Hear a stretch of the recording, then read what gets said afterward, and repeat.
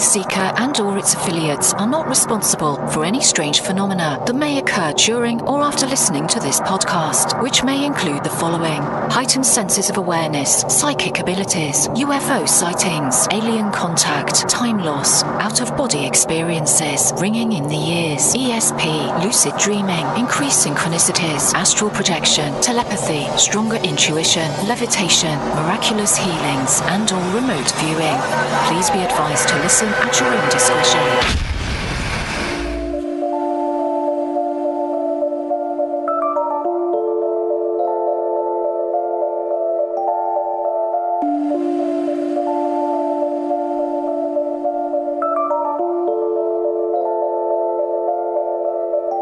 Won't you come and take me away? I just wanna be with you. Won't you come and take me away? To a place to walk on troubled seas, faith to stand when I don't believe. I just wanna be with you. Won't you come and take me away? I just wanna be with you. Won't you come? You are now locked into the TruthSeekah podcast. Gargoyles, psychics, everything's ungodly. Dark savage. Streaming live at TruthSeekah.com. She's not a Christian. Give it up, y'all. Your portal to the paranormal, esoteric, and all things spiritual. She's tampering in dark-sided stuff. And now, your host, TruthSeekah. Yo, what's up, ladies and gentlemen? I'm your host, TruthSeekah. This is the TruthSeekah podcast. We're going to be discussing all things spiritual. As always, give a huge shout out to everybody hanging out in the chat already. As soon as I go live, people just flood the chat room, hanging out. I love to see it. I love to see my tribe, love to see my family. For those of you who are listening on the podcasting apps, try to make it a point to catch us live during the live stream on YouTube. We have a lot of fun in the chat, and then even afterwards on Discord in the community as well, where we hang out and do life. Really, it's good stuff. So make sure you're a part of that. If you're watching this on YouTube as well, I know a lot of you are subscribed. Make sure you click that notification bell, because I think that plays a big part in getting notifications and seeing my uploads and alerts and stuff like that. So make sure you guys are doing that. We're going to get it in today. I got a special guest lined up for you guys. We're going to be talking about all things spiritual as always, but also we're going to be talking about the law of attraction. We're going to be talking about wealth and money and happiness and joy and attracting those things into our lives and how to do that. We're also going to be talking about the spirituality aspect of the paranormal, the supernatural, aliens, angels, demons, all of that kind of stuff. We're going to get into that stuff as well, which is right up my alley. I love all of it. So we're going to be getting that in here just within the next minute or so. So I want to say a huge thank you to everybody who is supporting my work via Patreon. We are a listener-supported show, and I could not do this podcast without your help. So again, thank you guys from the bottom of my heart. Everybody who's been going out of their way to support the show in any level of giving via Patreon. Give a shout out to some of the latest patrons that we have within the last week or two. Right quick, I'm going to give a shout out to let's see here. Travis Sabin, what's up, brother? Thank you for joining with us. Andrew Wodowski, my good brother, how are you? Brett Stacy, Renitha, Michael Experiencing God, Brandon Lancaster, and Richie are some of the names that are popping up here in my feed. So thank you guys for the support. As always, you guys mean the world to me. Anybody who's given at any level, it's awesome. If you'd like to give, head on over to patreon.com/TruthSeekah. There you get access to my entire discography of music, extra podcasts. You get to unlock exclusive content. Our Thursday night School of the Mystics, which is a hangout session that we do, which is really good. We also do Sunday morning seer class. Bunch of cool stuff, man. I'm just trying to get interactive with it and a bunch of new music that I'm working on. I'm about to upload a new idea of a song that I have. So once I record a song or I have an idea or something, I upload it to Patreon and get some feedback. If I should, keep going in that direction, if I should turn something up or down. It's a creative process that I'm going through with you guys. So patreon.com/TruthSeekah. Without further ado, I'm going to go ahead and bring in my guest for today, James Goy Jr. James, brother, how are you, man? I'm doing real good. How are you doing? Doing well. Welcome to the show.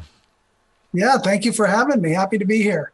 Definitely. So like I said, we're going to talk a little bit about it all. You've got books discussing everything from the law of attraction, the power of the mind, the way that we attract things into our lives or whatever. So we're going to cover that. That's a big subject. I think a lot of people who are watching these type of podcasts and episodes, usually they want to be doing the same thing that I'm doing right now. They want to just be living their dream, creating content, and being able to wake up and do what they love for a living. Now, some people, there's a big gulf in between. They have kids now, and they don't know how they can make an income doing what they love. But by using the law of attraction, there's different techniques through meditation and things like that we can do, that we can kind of get a game plan on how to dive in and do that stuff. So I want to talk about that first of all, man. So we'll get into that a little bit. But first, let's give a little bit about your background, about where you come from with the spirituality and the background with the books and everything. Certainly. Well, I was born in New Jersey, and I came to California about 40 years ago, so I'm just about 60. I was about 19 years old. My earliest experiences with the paranormal and whatnot, I can remember back to when I was in the 5 to 6.5 year range, 5 to 6.5 years old, when I have my first recollections of having out-of-body experiences, spontaneous out-of-body experiences at night. And in one of those experiences, I remember encountering a woman from across the street. She came every night. It was quite an experience, but then she died a few days later, and she stopped visiting me. So my paranormal type experiences go way back into early childhood.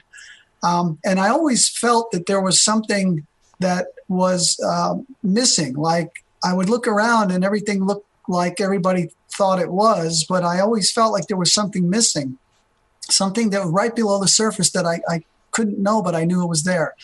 Shortly after coming to California, I started finding my first books, really. I'd never been exposed to this material on law of attraction, mind power, spirituality, paranormal type subjects. And that opened up a whole new world for me, because now I could make a connection of what it was that seemed to be missing that now I had found. And that was the unseen realm, which is just as real as the seen, and also the connection of mind power, that human beings are basically we're creating our lives as we go along through our thoughts, our feelings, the images we hold within our minds. And so when I got those few missing pieces in place, my whole life transformed. I had already had experiences with divine intervention before that. I've had some since where I would have been, possibly dead if it weren't for divine intervention. I took up, when I learned about lucid dreaming, I read my first book back in the early 90s, Desert Storm time. I immediately took to that as kind of a natural, because I was a natural born out-of-body experiencer, an astral traveler. And so I took right to the lucid dreaming. And so I've had one foot in this dimension and one foot out ever since. I routinely, see dead people. I've had run-ins with demonic types of spirits, and just, the whole gamut of things. The main book I'm known for, of course, is How to Attract Money Using Mind Power.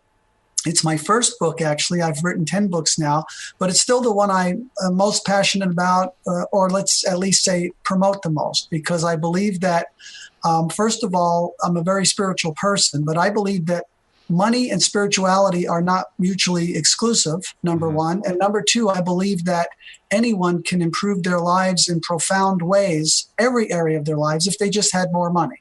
And that's why I'm passionate about teaching people the spiritual / mind power angle of how to attract money into your life. You can attract more money in more harmonious ways and doing less harm to yourself if you just understand a few key principles and techniques. And so that's my real passion.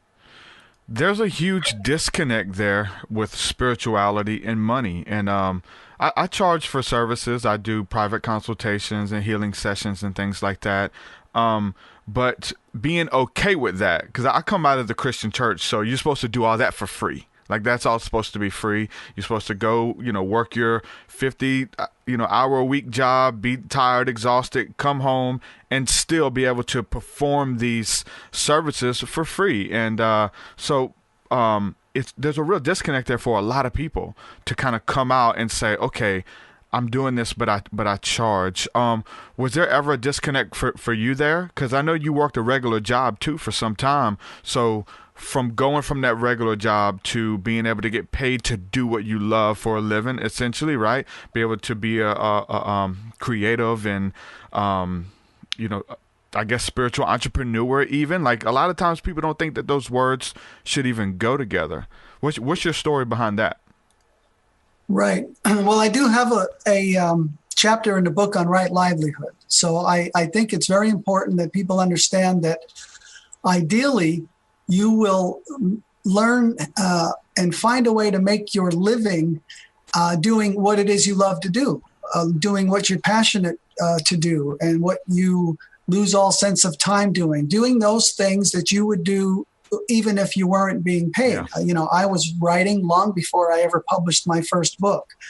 And, but if you look at, say, a church situation, a lot of times you have a pastor or whatever, the religion you're in, and, they spend all week preparing a message for Sunday. They're not out digging ditches. Yeah. They're contemplating, they're reading the Bible, they're having thinking time, they're composing their lecture. And so, people should not feel in any way, that it's demeaning or less than spiritual to make money in spiritual endeavors or helping people.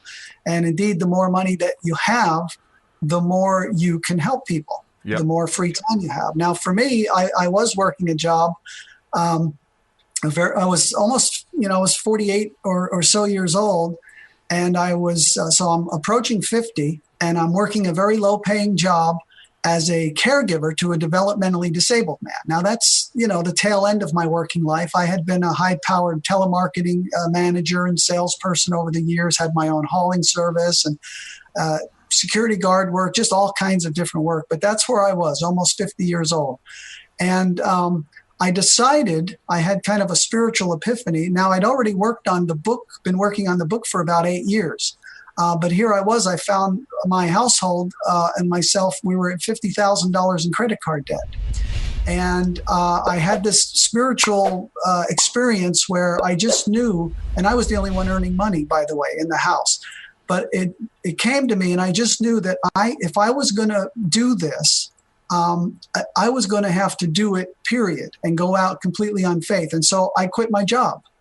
I quit my job with us being $50,000 in credit card debt, and with the limits getting very high compared to what was available to us. So I knew that we would start getting shut down soon by the cards. They weren't going to just lend us. We were borrowing to live for what I couldn't make, and we were also borrowing to pay the cards. But I quit my job. I went into silence for the first 10 days. I was doing some fasting. But what I really did was I started acting as if it's another chapter in the book. I wanted to be a self-help author. In my mind, what does a self-help author do? They stay home and they write. And so that's what I started to do. But I was also completely immersed in the subject matter. I was doing what I was writing. I was doing my affirmations, my visualization, and all of that. And within a 3-month period, I attracted into the house 2 six-figure windfalls in a miraculous way. Of course, I wouldn't publish my book for a year after I quit my job. And so that's one thing I want to tell people is that whatever it is you're passionate about, that's what you need to be doing, whether or not you're getting paid for it right now. Mm-hmm. And I don't tell people to quit their jobs. If something like that was right for them, they would know it. They need nobody to tell them. But we need to be doing what the universe is prompting us to do, because that's where we can be the most good. And if we can make money at that, then that's well and good. But a lot of times we will find that if we're doing what the universe is prompting us to do, and we're sharing out into the world and we're helping other people, then the universe may, you think, oh, well, I want to be a writer, so I have to make money writing books. Money can come to you in all other kinds of ways. And the universe is really the best employer ever. And the benefits package is great. But you just have to follow your boss's instructions. If you do that, you will absolutely be taken care of. And as much money as comes to you, it's never too much and it's never not spiritual. It depends on how you get it and how you use it. That's what determines if spirituality is in the mix. Do you have a Christian background at all? Well, I was raised, I'm Italian from New Jersey, so raised Roman Catholic, and went to, whatever they have, catechism classes, and had the confirmation and all that kind of thing. I never really got much out of church. I was completely bored with it. And as a matter of fact, sometimes I would play hooky from church and go spend the money on candy that I was supposed to put in the basket. So I never got much out of it. It seemed very dry. I couldn't relate to it. But I went, and went through those motions. But, quickly, like I didn't carry that into my teens or anything like that. It was a non-issue for me. Well, you find out that a lot of these principles are universal, right? You're talking about the universe and law of attraction, and it's in all the holy books. It's in all spirituality. They just call it by different names, essentially. So you're talking about having all this debt and then being led to quit your job. So most of us, when we're like on the brink, something's got to happen. We're set into despair. We want to do whatever we can to make this happen. We just try to pull strings, whatever we can do. We got a lot of debt hanging over the head. First of all, we think that we have to pay the debt off and kind of become, financially stable or financially free in order to live in our dream or whatever. It doesn't always work like that, and it usually doesn't work like that, right? You don't have to like people think that I have to pay off my house, pay off my car, pay off this, pay off that, and then I'll be able to do it. I've heard it said when we're talking about credit card debt. It's like with credit cards, we're spending tomorrow's blessings today, and we're kind of digging a hole for ourselves in the future to be able to wake up and do something that we love for a living. That's not, I guess in the beginning, it might not bring in a lot of money, that we want to figure out how we can make that transition easy. It's usually not, though, right? Well, it's quite often not easy. Change is always hard. Change is always scary. But it's about getting our priorities straight. And really, if people are now, we were $50,000 in credit card debt, and it wasn't because of being spendthrifts. It was because of going a really long time just not being that concerned with money, with being concerned with, we moved around to different states and over to Hawaii for a while, and following our inner promptings. But what I found is that the universe always comes around at the other end. Ideally, though, people should not be in debt, if at all possible, but especially for things like a car that's way more expensive than they really need, or things that just, for us, it was, just survival, just, good, clean food, safe, dry house, and that kind of thing. And that got us in that kind of debt. It's really expensive to live. But in the act as if principle, you don't really want to sit there and say, okay, well, when I get out of debt, then I can live my dreams. Yeah. Obviously, if you're in debt, you got to, and plus you have to live. So you got to keep earning money. Most people will have to keep doing what they don't want to do. But, there's one famous author, his name escapes me at the moment, but he writes legal, novels, legal-based, whatever, dramatic novels. And he wrote his first novel on the subway or train or whatever on the way to and from work. So you kind of do what you have to do, but you never let go of that dream, and you always work towards it. And you have the end results in your mind, and you have faith, and you keep moving forward. You open up to intuition, which is another chapter in the book, because once you program in strongly enough to the universe and your subconscious mind what it is you want, then your universe, the universe of your subconscious mind will start prompting you and showing you how to get what you want. What's the next step? You got to be open to that. But as far as amassing debt for reasons just because you're trying to live beyond your means, that's not good. But I think credit cards are a great tool if a person has them or credit available to them to survive during those times when things seem to not be matching up. And we've been in credit card debt before. One time, many years ago, decades ago, we were me and my life partner, Kathy, were $10,000 in credit card debt. And I was doing the same kind of work at that time because I came back to that work years later. And I had already been studying this stuff for quite a while. I came up with one simple affirmation. I thought, well, if any of these techniques work, then any one of them will work. And let me pick one and concentrate on it. So I came up with an affirmation. All of my credit cards are completely paid off. And I did that in the morning and at night and riding my bicycle across town to the fellow's house that I took care of. And within a 4 to 6 week period after that, I started doing that affirmation religiously, basically. Someone actually gave us a gift, wrote me a check for $10,000 when they heard about the debt, and they had just come into a whole lot of money. Yeah. And it just gave as a gift, not even as, so I had no idea how this could be done, but I knew that with the end result in mind and just following guidance that things would be revealed. And so that's what but I kept going to my job every day. At that point, I didn't quit my job. So I kept going to my job. And I kept doing my affirmation. And 4 to 6 weeks later, I was out of debt. That $10,000 way back then might as well have been $1 million. Took me probably years to get into it, and I had no idea how I could ever get out of it. But there it was. Mind power works if you work it and continue to follow spirit and do what you're here to do. If you're on the right path and you're doing it right, it can happen a lot faster than you think. You think, 4 to 6 weeks. It's probably going to take 4 to 6 years to really map this stuff out, become financially stable, get out of debt. In our mind, just something that's, a long ways away. But when we're in, we want to call the perfect will of God for our lives, if we're on that narrow path, doing what we're supposed to do, like, stuff that would usually take you years can take you 4 to 6 weeks. And that's what happened to me. And it kind of scared me because I manifested becoming a healer, doing private consultations and sessions and being booked up throughout the week, making hundreds of dollars. And then I wasn't ready. Like, it came very fast. Something I thought was going to take years took 4 to 6 weeks for me. It manifested. It was there. I began to eat, sleep, and breathe it, and it was there. And it came on so fast that it kind of scared me. And that kind of transitioned into another question I want to ask you.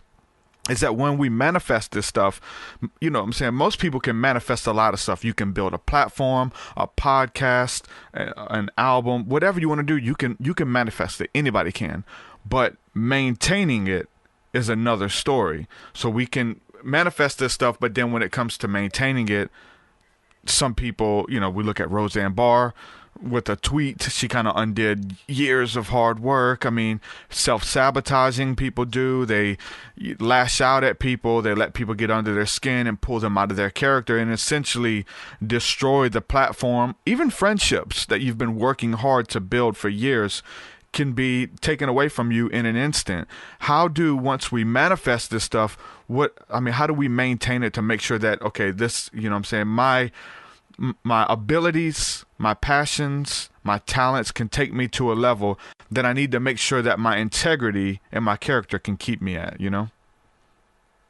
Yes. Well, it'll help to remember that the person who is now experiencing the improved circumstances is the person who created those circumstances. And basically, the way we bring something about is the way we maintain the thing. And so you kind of alluded to it maybe without knowing, but people's mindsets change because before they had this dream of, having X amount of followers on Twitter or, whatever it happens to be, but now they're there. And now they can start second guessing themselves. They can start not being as much on their game because now they have what they wanted. but they don't realize that now it takes maintenance. Another chapter in my main book there is on self-image. When we start stretching out beyond what we think we are capable of handling, when we start receiving and experiencing more than we think we are deserving of, all of that comes into play. Yeah. And so, it's a cliche and a well-known fact that more than half of people who win big lotteries lose all of their money and even end up worse off and in debt and with ruined relationships within just a few years. And it's largely because their self-image was not of a person that has that kind of money or that can handle that kind of money. So I think self-image is a big part of it. Also responsibility. A lot of people that become very successful out of the blue, and especially young people, you can see it in music, you can see it in the world of acting and all of that. They self-destruct. They just go on a they seem hell-bent on destroying their own success, and they don't think that they are, but that's exactly what happens. So there's a level of spiritual maturity that we want to, at whatever age we're at, that we want to try to attain so that we can keep everything in an even keel. But now, having said all of that, I am a firm believer in a concept that I call divine order and also divine timing. So sometimes things will actually take longer than we want them to, but it's like a safety mechanism. It's our own higher self and the universe saying, wait a second, you're not quite ready.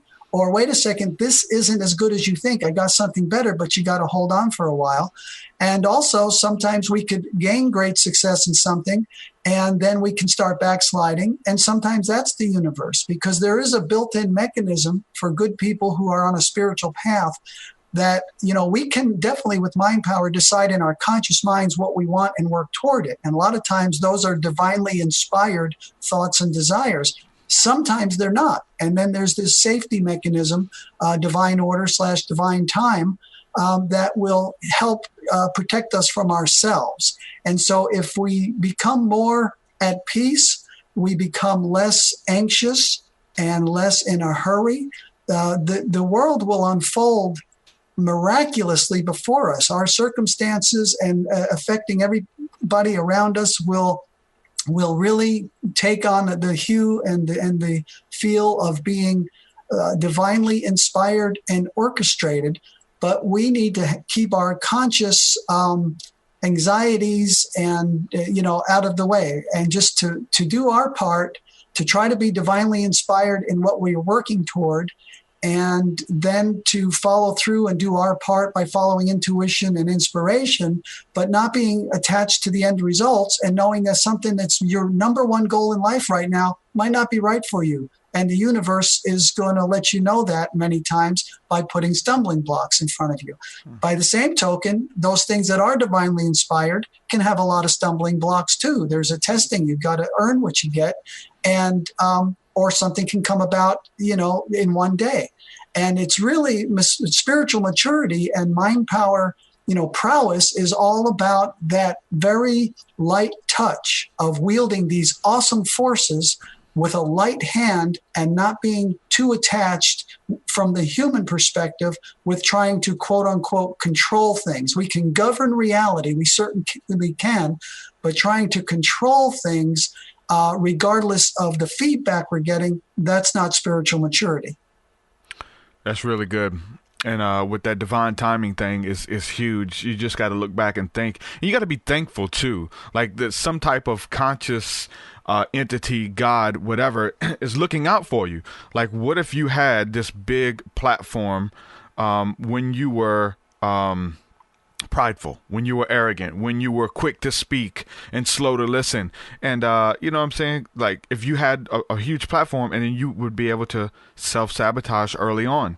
And then so this big platform that you've worked hard to build, you've undone it because you haven't worked through some of your personal conflict. So the universe knows, like puts these obstacles in your way to kind of build character within you so that you'll be responsible, thankful, grateful for the platform that you built, because it's more delicate because you've worked harder to build it versus something that just, oh, it's here, I manifested it, whatever. So that's really good when we're talking about divine timing. So with that, I believe that everybody, no matter where they are, they're where they're supposed to be, because there's something that you can learn. Even if you're getting upset, you're getting frustrated, this isn't where I want to be, but in that season, there's things for you to learn that's going to help you on that road to get to where you want to be, right? Exactly. And even outside of the individual realm, it was the Buddha who is purported to have said, if you knew how perfect everything was, you would tip your head back and laugh at the sky. And that's divine order in a nutshell. Things, they, in your own life, but also, how many times have we heard someone say, my wife left me, or I lost my job and I thought it was the worst thing that ever to have her happen, but it ended up being the best thing that ever happened to me. Yeah. And so, because it led to other things where they needed to be. So hindsight is easy, but having hindsight in the present, saying, okay, this is really hard. This doesn't look good. This is not what I feel like I want, but this is working toward my best good in some way. I absolutely know that from past experience. And it can extend out to the whole world. We can look out there, we're human beings. We want to judge everything. Oh, that's good. That's bad. That's right. That's wrong. Poverty is bad. Wealth is good, or wealth is bad. And not having money, that's more spiritual. So we have all these judgments, but they're really misplaced, because everything is unfolding exactly in divine order as it should, no matter what it looks like. And having that understanding then allows us to become aware of just how perfect everything is. But if we're not looking for it, it might as well not be, because we'll have the experience of just discord and unhappiness and a feeling of lack. But when we get into the flow of the universe, we'll see that everything is, in this moment, the only thing it could have been based on every moment that led up to it. And that's moments are an illusion anyway. There's only one moment. There's only the timeless now. And but we're having this experience of linear time and of going from A to B, and the days on the calendar changing. But none of that is real. I mean, if we look into quantum physics just a little bit, we'll realize that at the deepest levels of creation, we used to think there was, solid particles inside of atoms or molecules or whatever. There's nothing solid. It's all energy. It's all consciousness. And we are basically creating it as we go. And this is modern science. This is quantum physics that, it's based on observation. The observer and the mystics will chime in and lend us a hand here. The observer and the observed are not separate. The act of observation is in and of itself a creative act. In other words, what we think of what we see, how we judge it, what we call it, call the beasts of the field this, and, that's their name. It's unfolding not before us, but from within us. And there is no time, there's no space, there's no distance, there's no separation. The whole concept of individual human beings is a perception. There's only one field of being. The mystics know this. The quantum physicists know this. So the deeper we look into reality, the more we come to the awareness of just how powerful we are as human beings. And as human beings, we can change the way we think, feel, and the images we allow to be within our minds. We can work magic. I mean, I have used mind power to save my own life. I've used mind power, to keep people from pulling guns on me, where their hand literally was shaking in the air this one time, where the person was reaching for a gun and he couldn't do it. I started a dead car in the middle of the night, in the middle of the desert, in the middle of nowhere, through mind power. I said, this car is going to start, after it had conked out and was basically electrically completely dead. Yeah. I started that car. I told Kathy, I said, we're getting in that car right now, and I'm turning that key and we're driving out of here, because we both felt danger coming down the road. We're both very psychic. But here's the thing. I had never been more sure of anything in my entire life. I had no doubt that car was going to start, because I had no choice but for it to start. And so the awesome power, people say, oh, attracting money, is that really possible? That's easy. Money's not even real. Even if it's in physical form of coins and paper, it's worthless. Most of it's not. It's just on a ledger sheet somewhere in a bank balance. It's not even real. That stuff's easy, but keep people from pulling guns on you, to start dead cars, to create divine intervention, and these other things. That's easy too, but money's easy in compared to those. None of this has to be hard if we learn the principles, learn the techniques, apply them, have faith, and just, everything that I teach in the book and that others teach. Some call it law of attraction. I like the term mind power, but they're the same thing, except for like in my book, I go a lot deeper into areas that usually you don't hear about in a standard law of attraction book. For instance, the connection with environment. And I have a chapter on environment. It's huge, and most people don't consider it.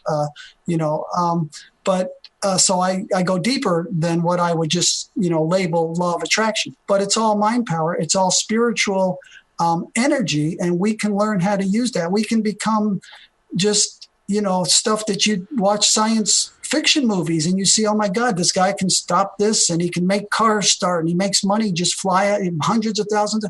You can make a movie out of this, but it's real. This power is real. That's good. We used to have a ministry pretty much where when we first got in the church, where we would pull over and see people who were broke down, and we would lay hands on their car and we would pray and we would speak to the car that is going to start. We would see it happening. We would pull over and take our time, and a lot of times their car would start, right? They've been trying for hours to get it cranked. They're stranded. We would pray, lay hands on the car, and it would crank. So it's definitely possible. Right. Let me tell you a quick story along those lines. My life partner Kathy and her sister were in 7-Eleven that they go to, and Linda, Kathy's sister, felt that the girl behind the counter was in distress. And so she was inspired to give her a penny and say, this is a lucky penny, and whatever you're going through, I forget the exact words or whatever, but this is going to help. Well, they ended up seeing the woman, I don't know if it was a couple weeks later or whatever. She was actually out on the street, going to be out on the street that night. She had not paid her rent. She didn't have the rent. And that's the night she was going to be evicted. She went home and to her apartment, and the manager of the apartments told her that somebody had come by that they don't know and said that they won the lottery and that they wanted to pay somebody's rent, and that the manager has to pick the person. And of course he picked her. And that just shows the power of intention in handing over that penny, that whatever it is, it's going to be fixed. I doubt that was even really a real person. We've had experiences where people have come out of the blue and helped us get a car going in the middle of nowhere and then just disappear. Like you don't even see them drive away. It's otherworldly, the kind of things. And what you're talking about, you pray over the car. Years ago, I knew of a person who his car was basically dead, but he kept it going with mind power for a long time after, just, because everything is malleable. Everything is energy and thought and consciousness. And we, as that, can govern that. And none of it is really against the laws of nature. It's only against what we understand of the laws of nature. After, having all of these examples and experiences and stuff, sometimes you may be a skeptic early on. You may freak out when you get fired from your job. You may freak out when you run out of gas, whatever the case is. But eventually you learn to keep your cool, and you're where you're supposed to be for a reason. Maybe if you're stuck in traffic, if you kept going, there would have been a wreck. That's a great way to kind of know that, you know what I'm saying, just to be calm in traffic and things like that, and just kind of be in the present moment no matter where you go. But you kind of learn that you're protected, that a higher power, a spirit is watching over you, and that it's not by mistake, that it's not by chance that you're here, but it's interactive. Whether now we can debate what that is, what it's called. We've got names for it. Who knows if we're right, but something's going on. Something is conscious of our existence here, whether if it's us in another realm, that's a higher self looking down at our avatar state. very likely could be. There's Bible examples where that even could be part of the Bible, right? Really interesting stuff. But it lets you know that, look, I'm taken care of. My setback is a setup. You know, my setbacks are a slingshot to propel me into something. Like when we're lifting weights or whatever the case is in bodybuilding, we want that good physique. You have to have some resistance. You have to have some restraint. And at the end of the day, it proves that that's what you want. If obviously we all want good looking bodies and muscles and things, but you have to work for it. You have to work for what you want. You have to do the spiritual exercises and taking these tests, as I like to call them. Once you start taking them over and over and over again, next time that test comes, you get a setback, you get an unexpected bill in the mail, whatever the case is, and you want to freak out. And it's so it's not funny, but people take these levels and these strides, and they accomplish so much stuff in the spirit and financially or whatever, and they're so spiritually sound, and then they get that unexpected bill, and then they freak out and want to kill themselves, and it gets crazy. Like, it's a high and low. And I don't think that's healthy, right? We need to respond the same way every time. And part of that may be, as well as, how we maintain it, as well as not freaking out, being able to keep your cool in the face of opposition or an unexpected bill, right? Or gossip or slander even. Or imminent physical harm, whether your car's going off the road, and you want to be able to keep your composure and to remember that if you've been lucky enough to have identifiable instances of divine intervention in your life, like you absolutely know that something otherworldly happened. I had a horrendous motorcycle accident, and I was lifted up, literally, people saw this, off of the wreckage, and when the worst of the crunching with the metal and all was going on.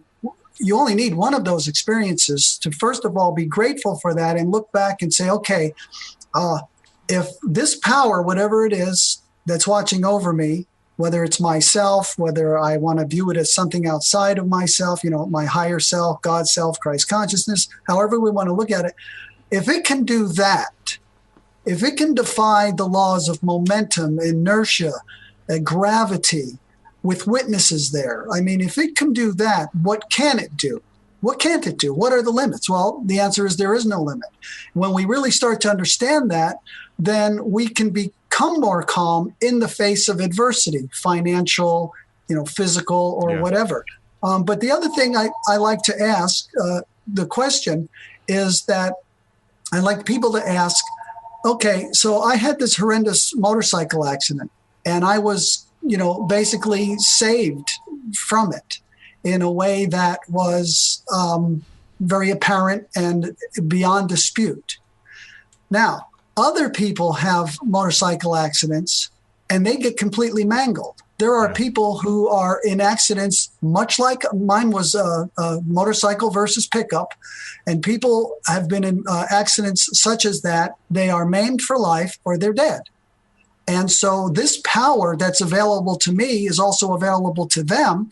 And so we have to ask, why do some people have this level of protection? Yeah. Why do other people not? Why can we go out and interview hundreds of people who have had these experiences and they're walking around unscathed? We could go into the hospital trauma wards and see hundreds of people who really got the brunt of it. And a large part of that is frequency and spirituality. Because if we raise our frequency, which is really the definition of becoming more spiritual, then we raise ourselves out of the vibration where those types of things are possible, really, or where they're even necessary. In other words, we are advanced enough where, and you don't even have to know this. I mean, you could be like, when I had my motorcycle accident, I was like 19 years old. I wasn't into any of these studies yet. I didn't know anything. But just the makeup of who I was already warranted that kind of protection. So it's about frequency. So people who have those types of experiences, I'm not even going to say it's not in divine order, but they apparently need those experiences to help to teach them And I want to help people. It really is mind power, like I teach it, can be the difference between wealth and homelessness. Yeah. But it can also literally be the difference between life and death. It's not a game. Mm-hmm.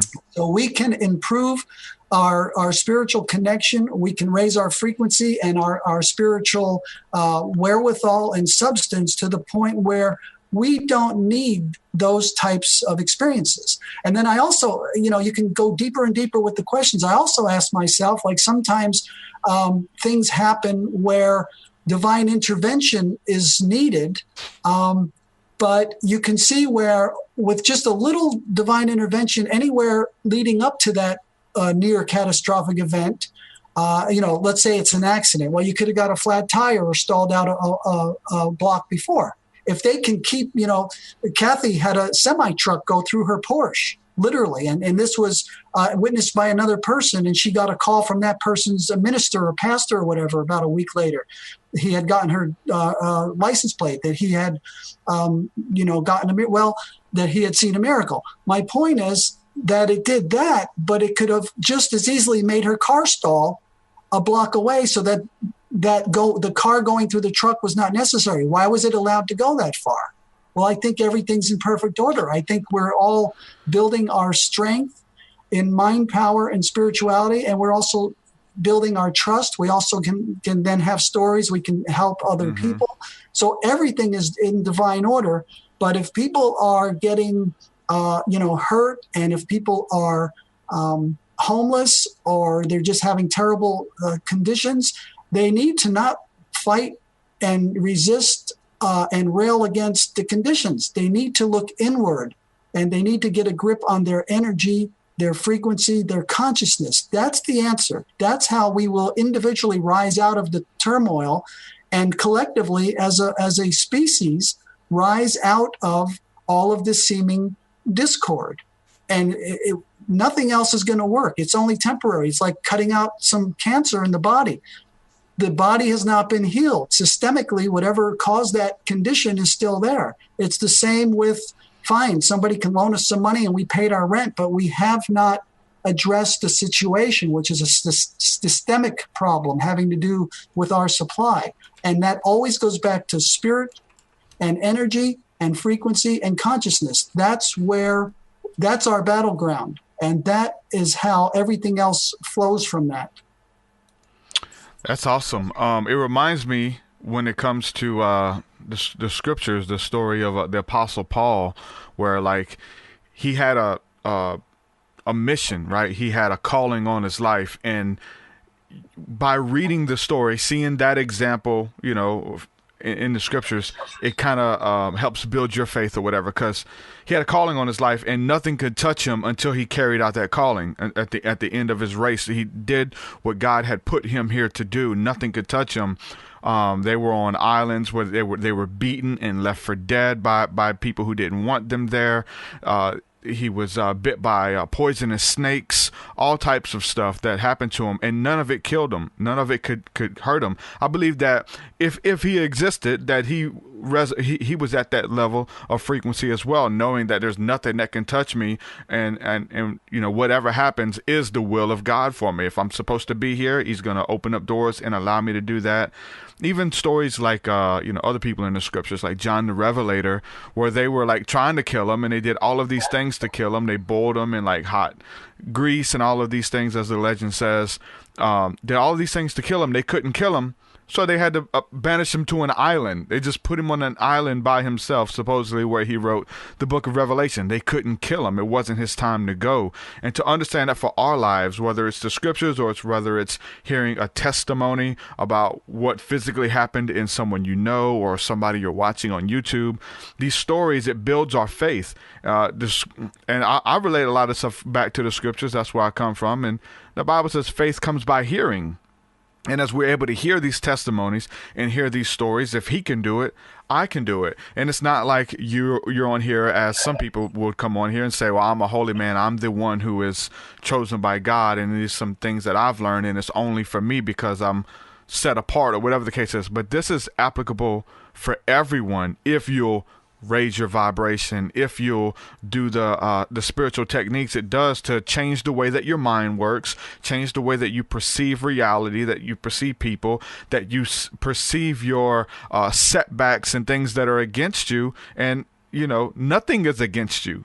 It doesn't matter who it is. If it's people who are slandering you, it's usually something going on with them anyway. So just finding out that if you're doing everything that you're supposed to be doing to live that harmonious life with nature, with God, with people, it doesn't matter what comes against you. Nothing shall by any means harm you, is what the scripture says. So I love it, man. It's good stuff.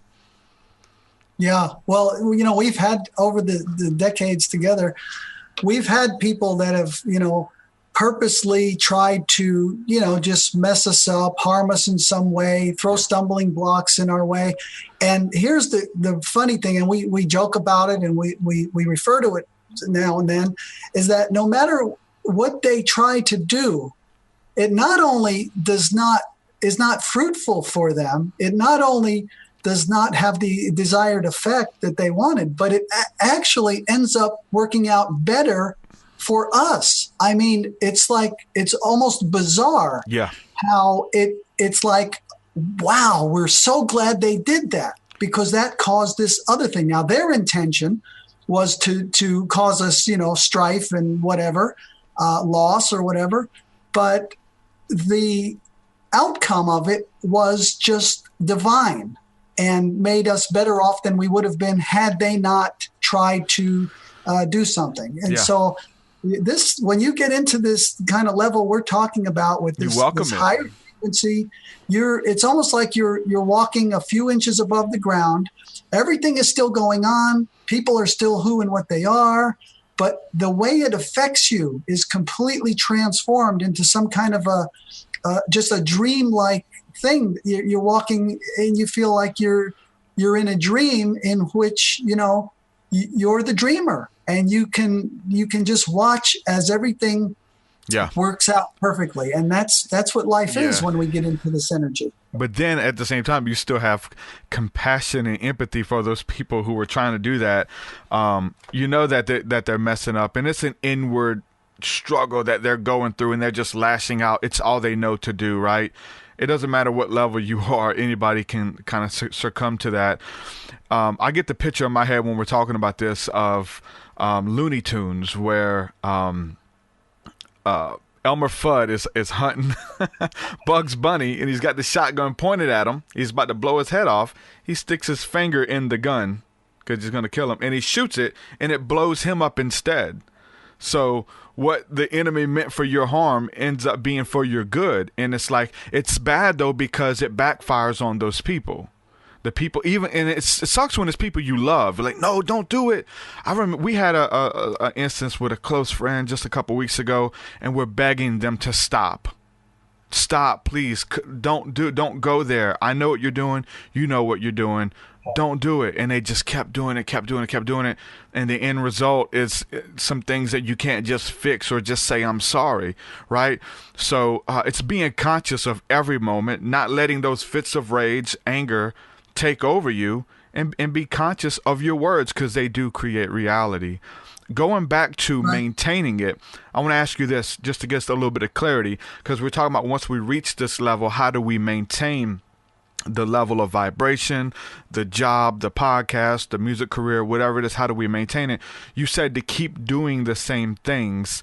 And I just want to get specific there. You're not talking about those same mantras that I will be a great podcaster, I will be a musician. Once we manifest that, do we keep those same mantras, or do we reevaluate and say, okay, I'm going to reach more people, I'm going to be able to make income, or do we kind of just take the next level? Because once we're there, do we have to keep those same mantras that kind of led us there? How does that work? Well, for me, in the subconscious mind, which is really when we start talking about affirmations, mantras, whatever, visualization, holding images in our mind, we're really dealing on the human level with the human subconscious mind. And it's very sensitive to repetition. It's very malleable, but it also has no sense of time. So for the subconscious mind, we want to convince it that things are already the way we want them to be. So from the get-go, I would not be saying something like, I want to have $1 million in the bank. I would be saying, I'm so happy and grateful now that I have $1 million in the bank. And that's basically the essence of an affirmation is stated in the present tense as if the thing you want to come about has come about with no reference to how it came about, so that we don't conflict with that. Now, nobody is going to be happy. I mean, $10 million, sure, it sounds like a lot of money if you've never had more than 10,000. But when you get $10 million, you're going to find out that it's not as much as you thought. Life is extremely expensive. You have a lot more expenses than you thought. Inflation is ever present. You have bigger dreams and desires now. So, to get to the 10 million mark, we might use, I am so happy and grateful now that I have $10 million in the bank, or now that I have a net worth of $10 million. When we get there, we continue to do the same thing, but now we say 20 million. Yeah. Or 100 million. So basically the process is the same, although the goals might be the numbers or the targets can increase. And yes, I do say that, keep basically doing the same thing, but I'm presuming that for people that are on a spiritual path, that they've been following whatever intuition and guidance they've been blessed with to lead them and the synchronicities to help them make the right connections and learn what they need to learn at the right time. And so that's part of it. So when I say keep doing the same things, it's not just keep doing those same exact material things, but it's keep following intuition, keep looking for synchronicities, keep following your inspiration and letting it, use you basically. And I'm going to open up to a quote here in the book on intuition, chapter 15. And I quote 160 other authors in my book from 160 separate books. I collected up hundreds of quotes, but I whittled it down to these 160. But it was Ralph Waldo Emerson in Self-Reliance, first published in 1841. And he said, "We lie in the lap of immense intelligence, which makes us receivers of its truth and organs of its activities." Right there, end quote. So right there in a nutshell is inspiration, intuition, and inspiration. The intuition part makes us receivers of its truth, and the inspiration part, that's the intuition, is organs of its activities, where we are actually guided and almost used as an instrument by spirit. And so that's the main thing. When I say keep doing what we're doing, that's the main thing, is being in that process of receiving the proper information and taking the right actions at the right time. And if we continue to do that, then we will maintain and grow in our success, because if it's divinely inspired, the more successful we are, the more people we reach. And so we have the universe 100% in our court on that. The drive changes too, right? The drive that you had, I'm telling you, like you have to get used to every level and say, okay, what are the obstacles? Like my drive to create is different now that I'm actually in it doing it, and I have to adjust to it. I wasn't expecting this. I thought the hunger was always going to be there to get from behind that delivery truck that felt like a cage eventually. So what I created from that space, I essentially wrote the majority of my music and ideas and all that kind of stuff over the years working at those jobs, right? Learning, you're talking about using what we have at that time. If you're commuting to the job, even on the commute, I would pull out the phone and push the voice to speech, and I would write blogs while I'm driving. I would essentially just, speak it out. It would turn it into text. I get it home and edit it. So while I was there, I had that drive to do something, create something that would take me out of that place I wanted to be in. Now that you're there, it changes a little bit. Now that weird desperation isn't there anymore because I'm here. So we have to kind of get used to it. How does it feel? How do I continue to create with, to actually maintain it? I'm in a sense I have to maintain it now, and I want it to be, I want it all to be genuine and all that kind of stuff. So there's different levels whenever we get there, but how do we how do we maintain that? Because like, well, I'm sorry, not that. Let's go with this. Not maintaining it, but sometimes we hit a ceiling, right? We get to a level where we're just at this certain number of followers, of supporters, of fans, or reach, whatever the case is. We hit a ceiling and we plateau out.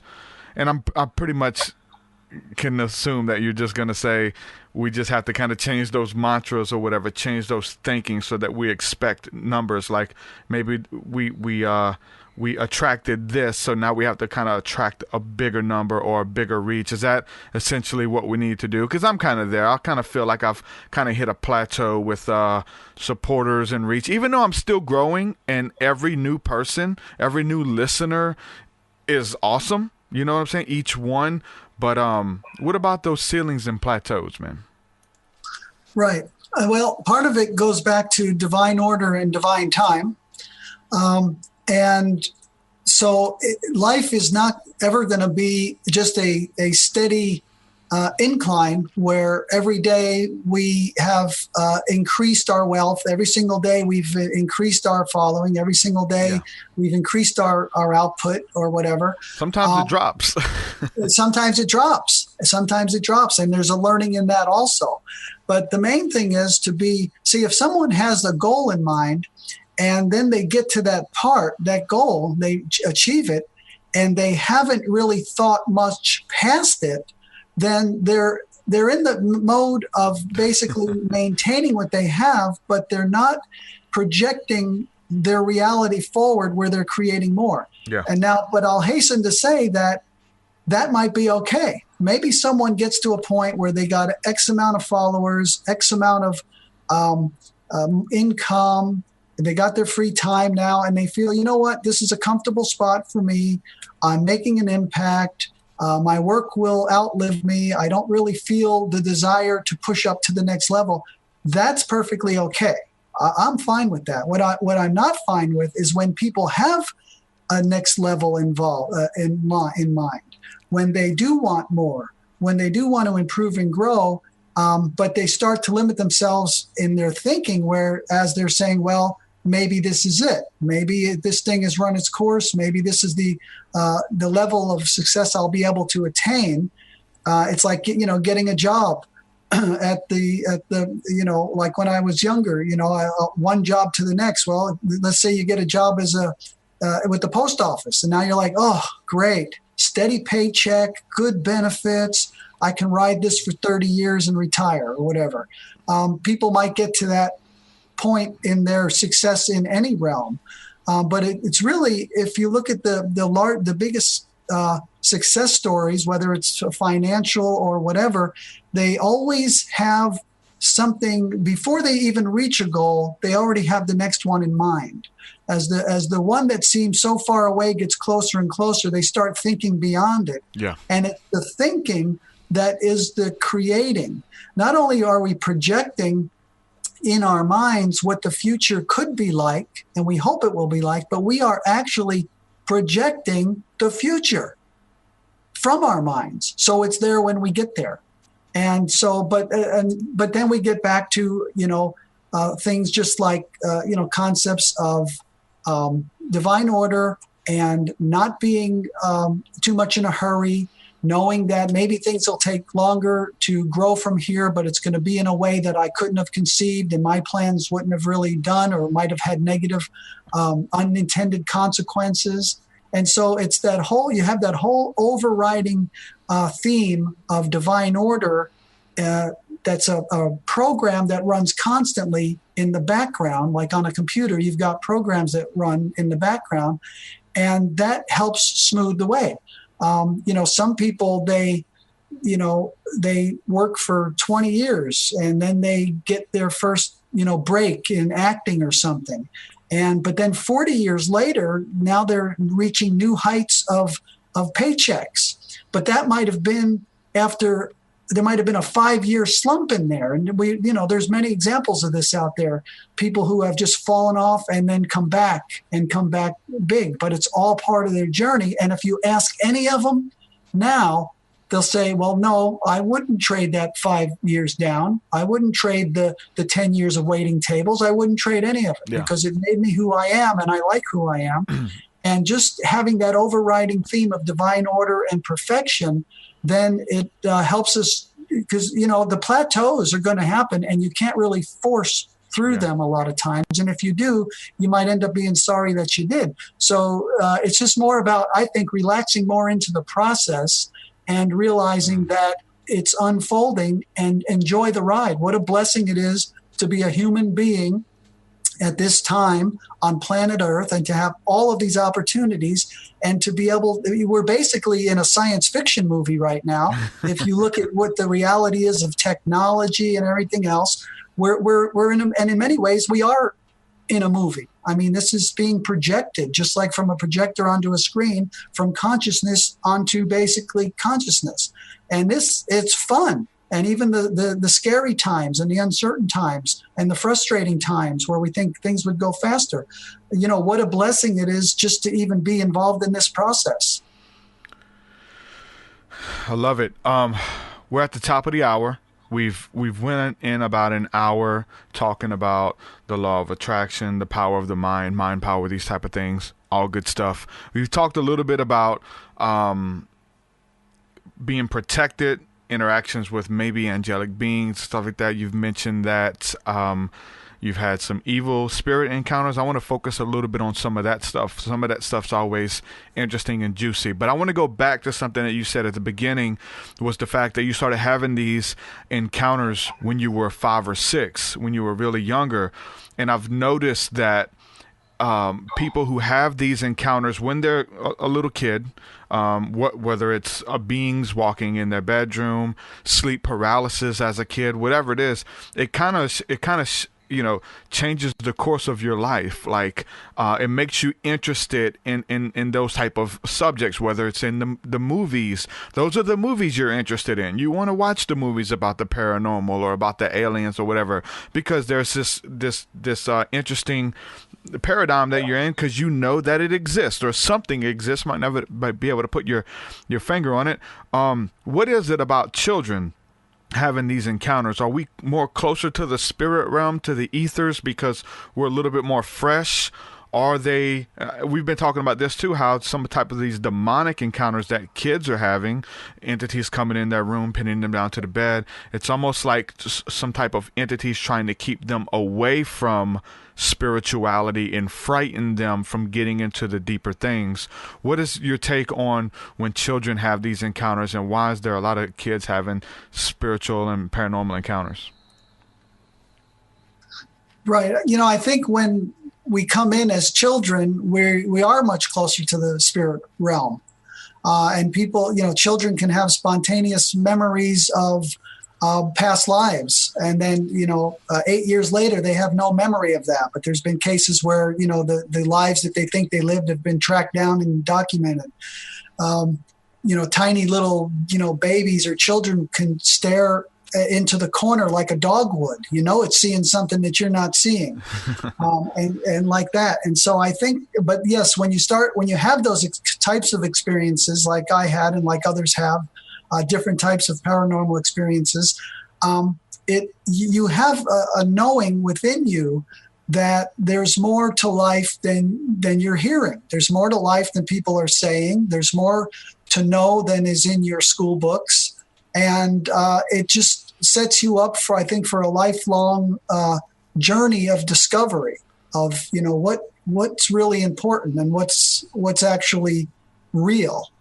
And so, I feel sorry for people who don't have any identifiable experiences in their lives. And if they have had them, they explain them away. Yeah. And they just think that everything is the law of the jungle. Everything's material. I've had family members, when you die, that's it. It's over. You didn't exist before. You won't exist after. There's no divine intervention. There's nothing but the law of the jungle and how things unfold in material life. I mean, I remember when I didn't consciously know that that's not how it was. And it's a scary world. Anything can happen. You can go out try on the way to work and just have a horrendous accident, and then you're in a wheelchair the rest of your life. It's a scary world. You could get fired and think, oh, well, if I got fired, they're laying people off. If I get fired, there's, the job market is so tight that I'm probably going to lose my home. And without this whole aspect that we're bringing into it, it's a scary world out there. And I think we're blessed as children to, first of all, come in already having some kind of predisposition, some kind of, that we've gained somewhere at some time, that we have advanced our frequency where we can have a divine intervention even as children, and where we can see all of these things that other people can't see. And it's just another step in our journey, really. It's the symbol of the why, the Egyptian path. Which path are you going to take? Because both of those are true. Both of those are real. If you get fired from your job, you can freak out. There's people who get fired and they kill themselves. I'm not going to be able to provide. I'm worthless. There's no way I can find a job in this industry. They kill themselves, literally. That's an option for some people. For other people, okay, I didn't like this job to begin with. I have a dream job that I want, and I'm going to use this as a sign to kind of step in that direction. That's what happened to me. Both of those realities are true. It just depends on the one that we agree with, that we align ourselves with, and walk in. Everything is true. We've been talking about like the law of the universe, and there's a scripture in the Bible that says, the promises of God are yes and amen. And essentially, the universe is yes and amen. Whatever you want, whatever you believe, whatever you speak, I'm going to give it to you. Okay, I'm depressed. I'm always tired. I'm always lack. I can never get ahead of my bills. You start speaking these things out, and you're creating it. The universe is yes and amen. Okay, never getting ahead of your bills. Okay, versus changing the way that you're looking at your situation or whatever the case is, and you're saying, I'm going to have more than enough. I'm going to be the lender and not the borrower. I'm tired of borrowing. I'm going to amass enough money that I can start helping people get out of debt, that I can use my tools that God has given me for good to help humanity. And you start seeing that stuff happen. So both of those realities are real. It just depends on which one that you align with. And it's up to us every waking moment, every second, every hour of what we do. So, but coming back to the encounters part, right? I did a podcast some months ago, and I just called it was a solo podcast. I said, how many encounters does it take? Whether we look in I always go back to the Bible, but looking at the Bible, like how many encounters with this divine being or an angel do you need? Some people haven't had any, which you just said. I've had a ton. I'm almost spoiled. I want more, but then part of me is like, okay, I'm good. I don't need any more. How many does it take to heed the advice, to see what the warning is? Are the encounters just for the hell of it? Or do they mean stuff when those divine interventions happen? That angel steps into your life. Is it, what I'm saying? What does it birth within you? How does it change your reality? How many does it take? And I've had so many, almost so that if I was a skeptic looking at some of my stories and stuff, and be like, hey, you had an alien encounter, you had a fairy encounter, you've seen demons, you've did this, you've did that, and I haven't had any. Like, you know what I'm saying? So we start.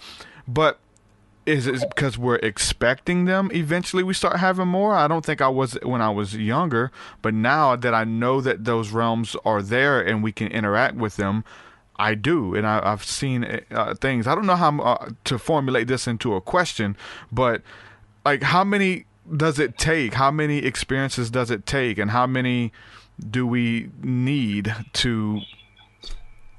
should we expect more? I don't want to be spoiled. You know what I'm saying? Like, I don't want to say, okay, I haven't had enough. I want to see an angel. I want to see a fairy, which I do, but I already have. I don't know how you could respond to that, but I think you know what I'm trying to say. Yeah, certainly. Well, and for the answer of how many, it could be one. Yeah. Or it could be it's never going to be enough because the person is a skeptic. And Is there a purpose behind it? Yes. I think that nothing of a miraculous nature like that ever happens for no reason. There's basically a good reason for everything. And then another aspect I'd like to bring in is that, these and by the way, I can really relate to you because I've been through so many things that just would, if a person had one experience in their whole life, they'd be thankful. Somebody tried to pull a gun and couldn't do it. I mean but it's happened to me more than once. Or seeing one UFO, but now I see them every time I stargaze. You know what I'm saying? Right. And I have the problem that I've had so many paranormal, mystical type experiences of such a wide variety. That I think nobody is ever going to believe this. Like if I sat down and wrote 300 pages and just put, a few pages for each story, they would say, that's impossible. You did not go through all of that for years. But I did. But so, people think, oh my God, the stuff he says is so out there. And I'm like, hey, I'm pulling my punches. I'm tempering this. I'm trying to water it down. Because I already know most people, won't believe me. But also another angle of this is that we look at all of these experiences as anomalies and we say, these are the special experiences. But what if all of this synchronicity, protection, divine intervention, and being prospered and taken care of, what if that's the normal? What if that's why some people who are more spiritually down the road a bit, they routinely have these types of experiences? I mean, most people, if they saw one dead person in their whole life, it'd be a big thing. I can call in dead people right now. I just did. I thought of a friend of mine. He's standing right here, literally this second. I can do this all the time. Kathy is a medium. She talks to dead people all the time. What if this synchronicity, protection, divine intervention, talking to dead people, seeing the demons when they're around, what if that's how it should be for all of us? What if our eyes are supposed to always be that wide open? And then the anomaly becomes you're walking around and all you see is physical reality. Boy, that's weird. How did you go through your whole life without seeing one UFO, without seeing one dead person? You never looked up. You never looked. Exactly. They're there the whole time. When I started having those encounters, it was more spiritual because it's like you're so busy, you're so into your life and your manifestation or just whatever you're caught up on trying to build on the earth. All you had to do was take a few minutes and look up. So it was more spiritual, like, man, I got to be in the moment, right? And that's what those divine encounters birth in us, right? Is this expectation for something more, that we're not alone. And it's not just like, oh, I thought that was cool. Each and every one of them. I've had so many encounters, but I don't take any of them for granted. I'm thankful, and like I'll take away something from all of it, and it imparts something, and so it's beautiful. But like you said, I do think that is supposed to be the norm. I do think that people who are just kind of stuck in this temporal, matter, they're just caught up in the rat race. But let me ask you this. What about any of it? Because we're mentioning a bunch of stuff. We can go aliens, angels, UFOs, spirits, the Akashic, all of this kind of stuff. Does he follow Abe Hicks? Any meditation advice? Okay, so we just got a question from a super chat. I'm gonna go ahead and skip the line with this question. Thank you for the donation, brother. Andrew Wadowski, good friend of mine, wants to know: do you follow any of Abraham Hicks, and do you have any meditation advice? Well, as far as Abraham Hicks, I've got some books, and one of the Abraham Hicks books is one of the 160 books that I quote in my book. I haven't made like a big study of it. I haven't read all the books I have, but I'm, familiar with the material on a surface level. And regarding meditation, I mean, like I've tried meditation at different times in my life with the concentration, focus, breathing, various things. But I kind of, I don't really say that I'm a meditator or that I subscribe to any particular meditative state. I'm a lucid dreamer. And that, so that's kind of like it's almost like my life is a meditative state. Like when I'm awake, I absolutely know without a doubt that I'm dreaming. When I'm asleep, I often become lucid in a dream and know that I'm sleeping. When I'm in a dream, I can remember what's going on over here and my intentions to carry into the dream of things I want to do. And when I'm here, like I have a dream journal by my bed, I'm writing down dreams practically every single morning. I have great recall. So not only am I remembering the dream state when I'm here, but I'm remembering what's going on here, there. And then half the time I'm becoming aware and I look back at my bed and I'm out of my body. So for me, maybe my whole life I'm basically meditating. I don't have a specific practice I'm using at this time, but I have, and I can see dead people everywhere I go if I look and if I think to look for them. So it's just like all of the worlds have kind of blended in, and my antenna has been extended to a degree where I can perceive so much more than the average person can apparently perceive. And also I have this overriding spiritual philosophy and knowing that's on top of all of this state of oneness and knowing and peace. And it's not unbroken, but the broken parts, which is the states of peace and knowing and the spiritual revelation for most people would be, those are the little anomalies that pop up a few times in their life, point of consciousness that is connected to all other consciousness. So that's a long answer to the short question of, do I meditate? And I actually don't know what to say about it, because if I do, it's not like I've read anybody else doing. I like that, though.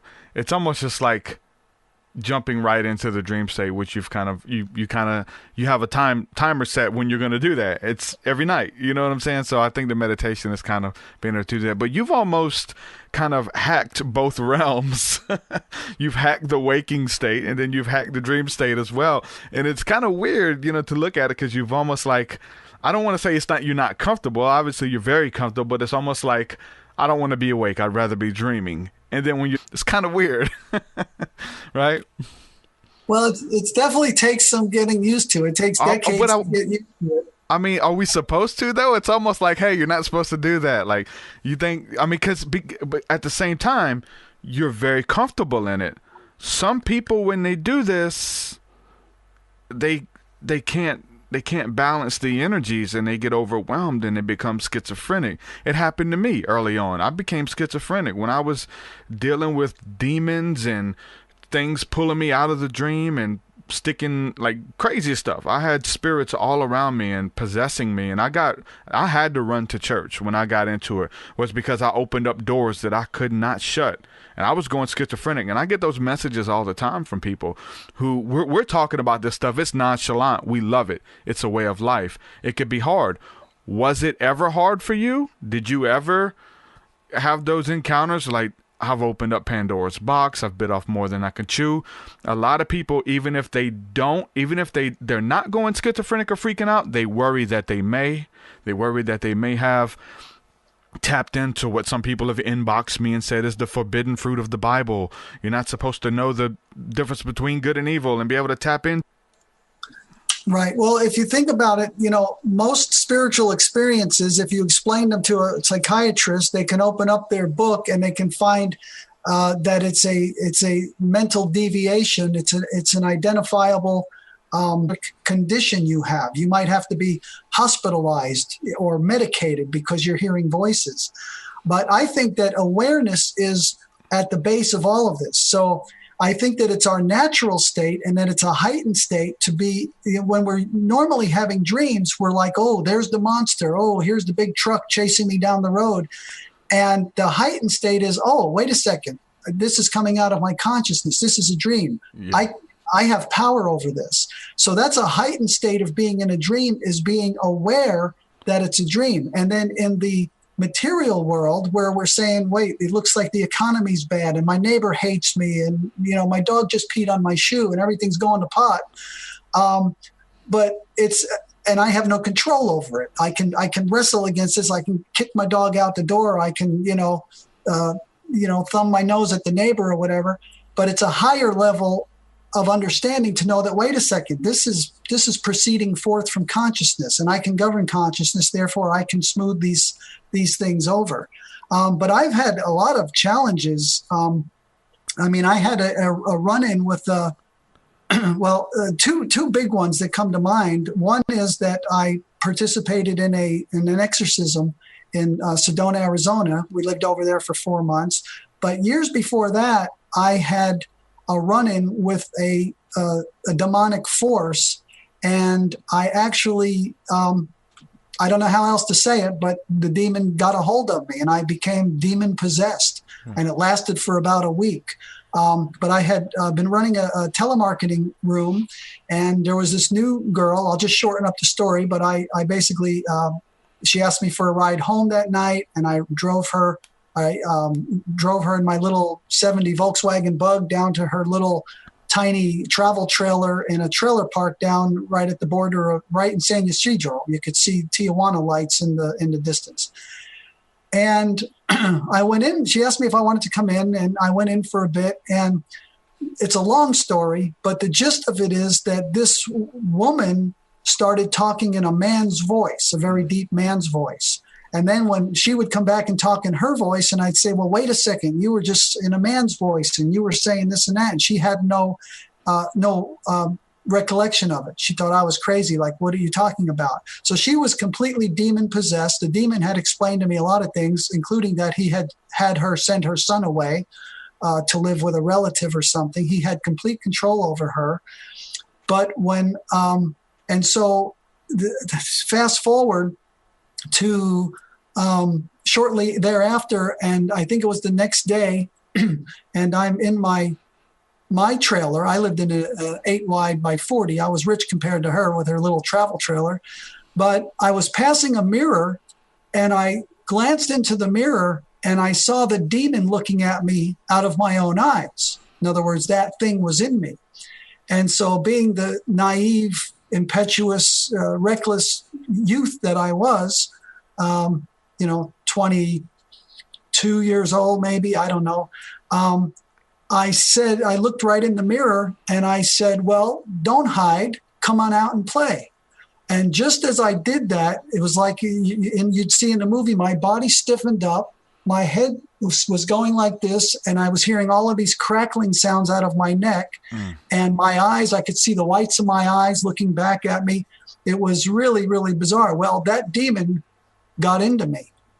And for the whole next week, it was a battle to get out. There was a lady at work that was into Eckankar.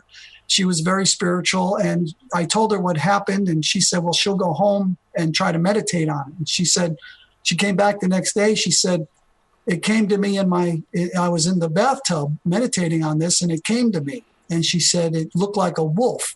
This thing is vicious. I can't help you. And the amazing thing is, I'm not, didn't purport to be a Christian or anything, but what finally saved me was a woman that I knew who was a Christian.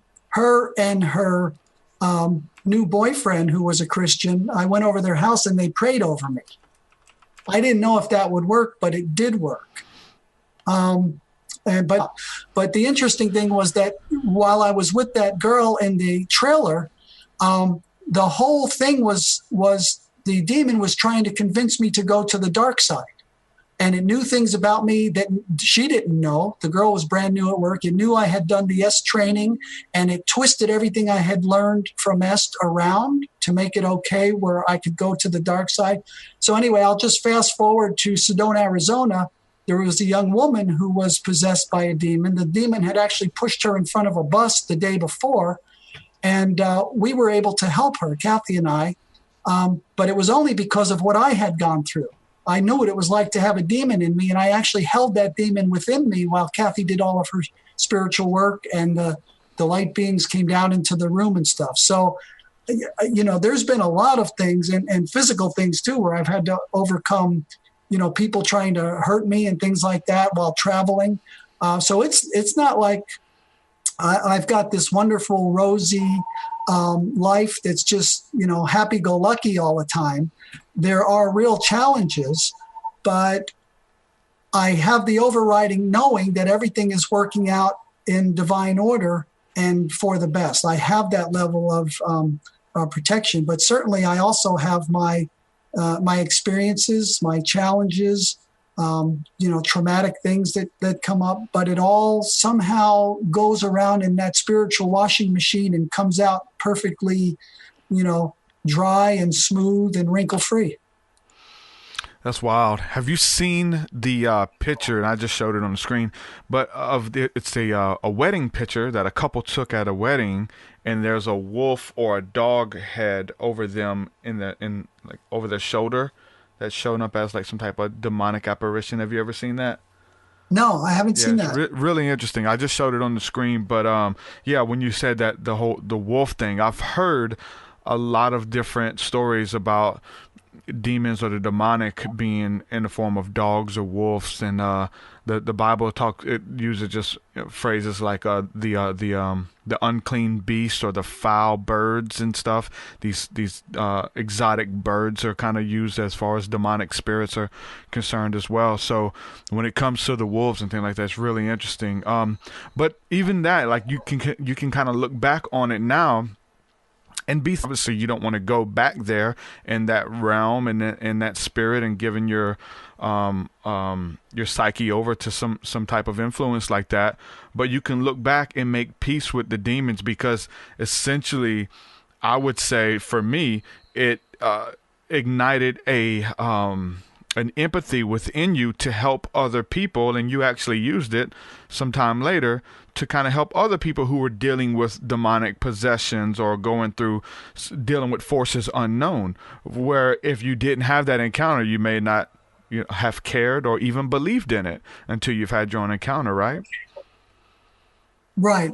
I wouldn't have believed it perhaps if I didn't have direct experience, but I also would not have been conditioned to be able to do the work I did, to be able to, and it was one of the hardest things I ever did, was to hold that demon within me while Kathy did all this work and relayed about past lives with that entity to the woman and different things of that nature. So now, would I choose myself to be possessed by a demon tonight and go through another week of that, for the next week? Never in a million years. Mm-hmm. But would I trade that week with that demon that I went through all those years ago?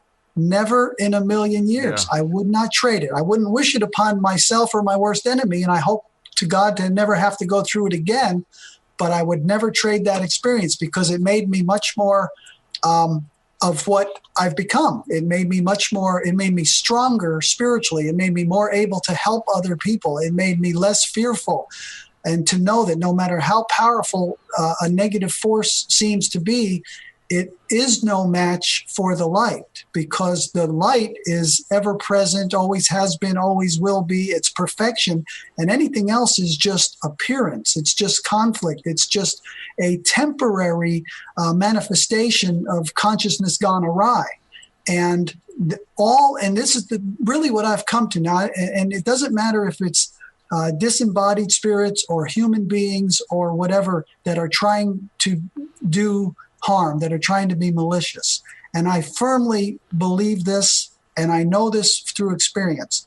They can get away with only what they are allowed to get away with by the light. There's never really a battle where the light is battling the good and there's some kind of question that can the light actually overcome this darkness? The light can always overcome the darkness. Anything that's discordant that happens is allowed to happen. Like I was pulled off of my motorcycle as it was mangling up with the pickup truck, but with someone else that may have been allowed to happen.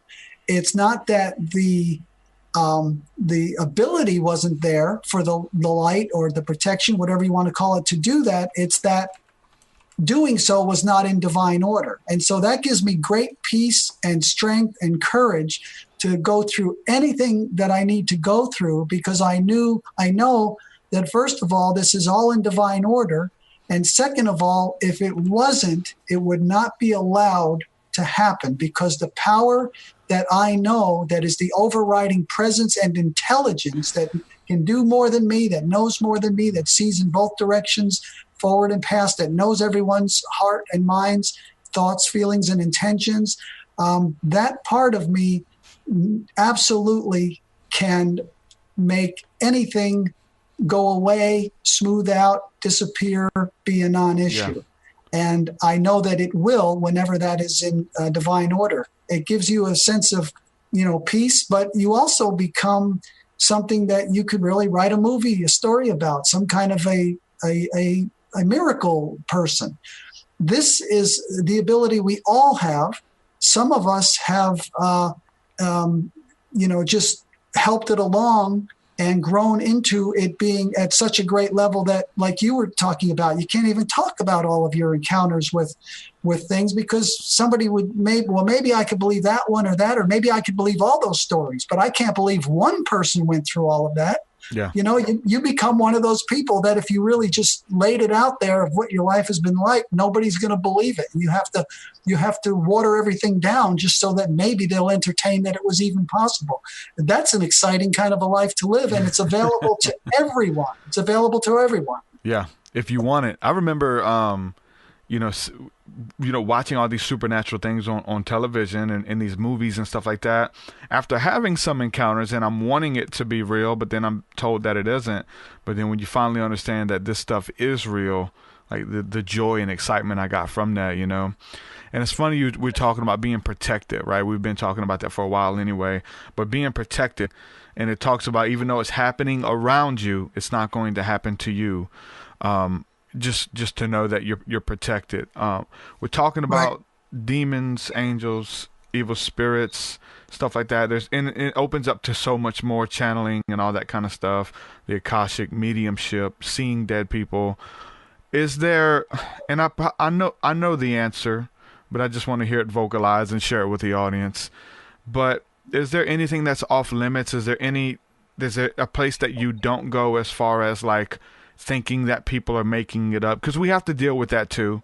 There's people talking about these spiritual practices, even though we have a bunch, and all people can do is just trust what we're telling them, unless we can give them some type of repeatability, which a lot of this stuff you can, but it's usually not instant. It takes a life laid down and study almost. But is there places that you don't go? Like, yeah, because I have some things that people say, and even with little things like past lives. I'm not 100% sold on the past life thing. I believe in a lot of stuff. That's one it's never grasped me. Maybe because I've never had a past life reading where I've been able to tap in and live that life or whatever. I believe in past life suggestions and people being suggested thoughts that they take on as their own. But for me, there's some stuff there. All of this is woo-woo. Is there anything that anywhere you don't go with it? Well, I think everything is valid and on its own level, but there are also, because it's consciousness created to begin with. So, but there's also there's alternate explanations for everything. Exactly. Like people will say, okay, let's talk about past lives for a minute. So first of all, if you're a quantum physicist, if you're Albert Einstein, or if you're an advanced mystic, you know that there's no time. There is no time. There's the present moment. So therefore, that whole concept of past goes right out the window. Now, if I believe that this life is a dream, and by the way, I'll preface this by saying that in my early 20s, I got very into past lives. I was involved with a group that was heavily into past life therapy. I got to the point where I could see my own past lives at will, and where I could give readings to other people, routinely give past life readings to other people. But I got to the point early on I was still in my 20s, I guess, where I completely abandoned that.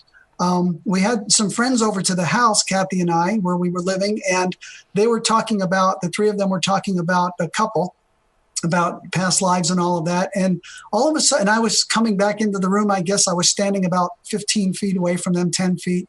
And all of a sudden, this image was superimposed onto the image that I was actually seeing. And I saw this, you know how when you growing flowers or new grass and you'll put the little poles with the little strings across so people won't step on it. And so I saw one of those around them, and they were in a garden that had all of these weeds.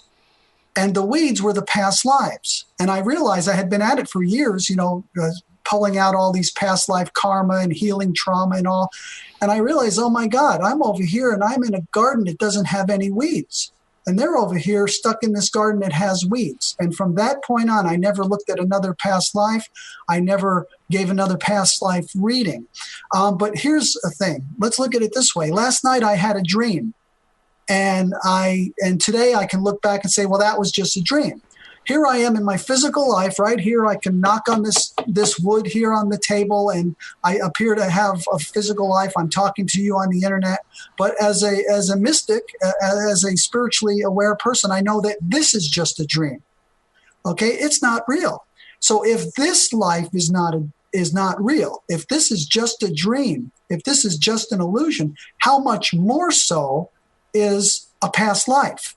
If this life is a dream, like all the mystics will tell you that it is, how much more so a past life?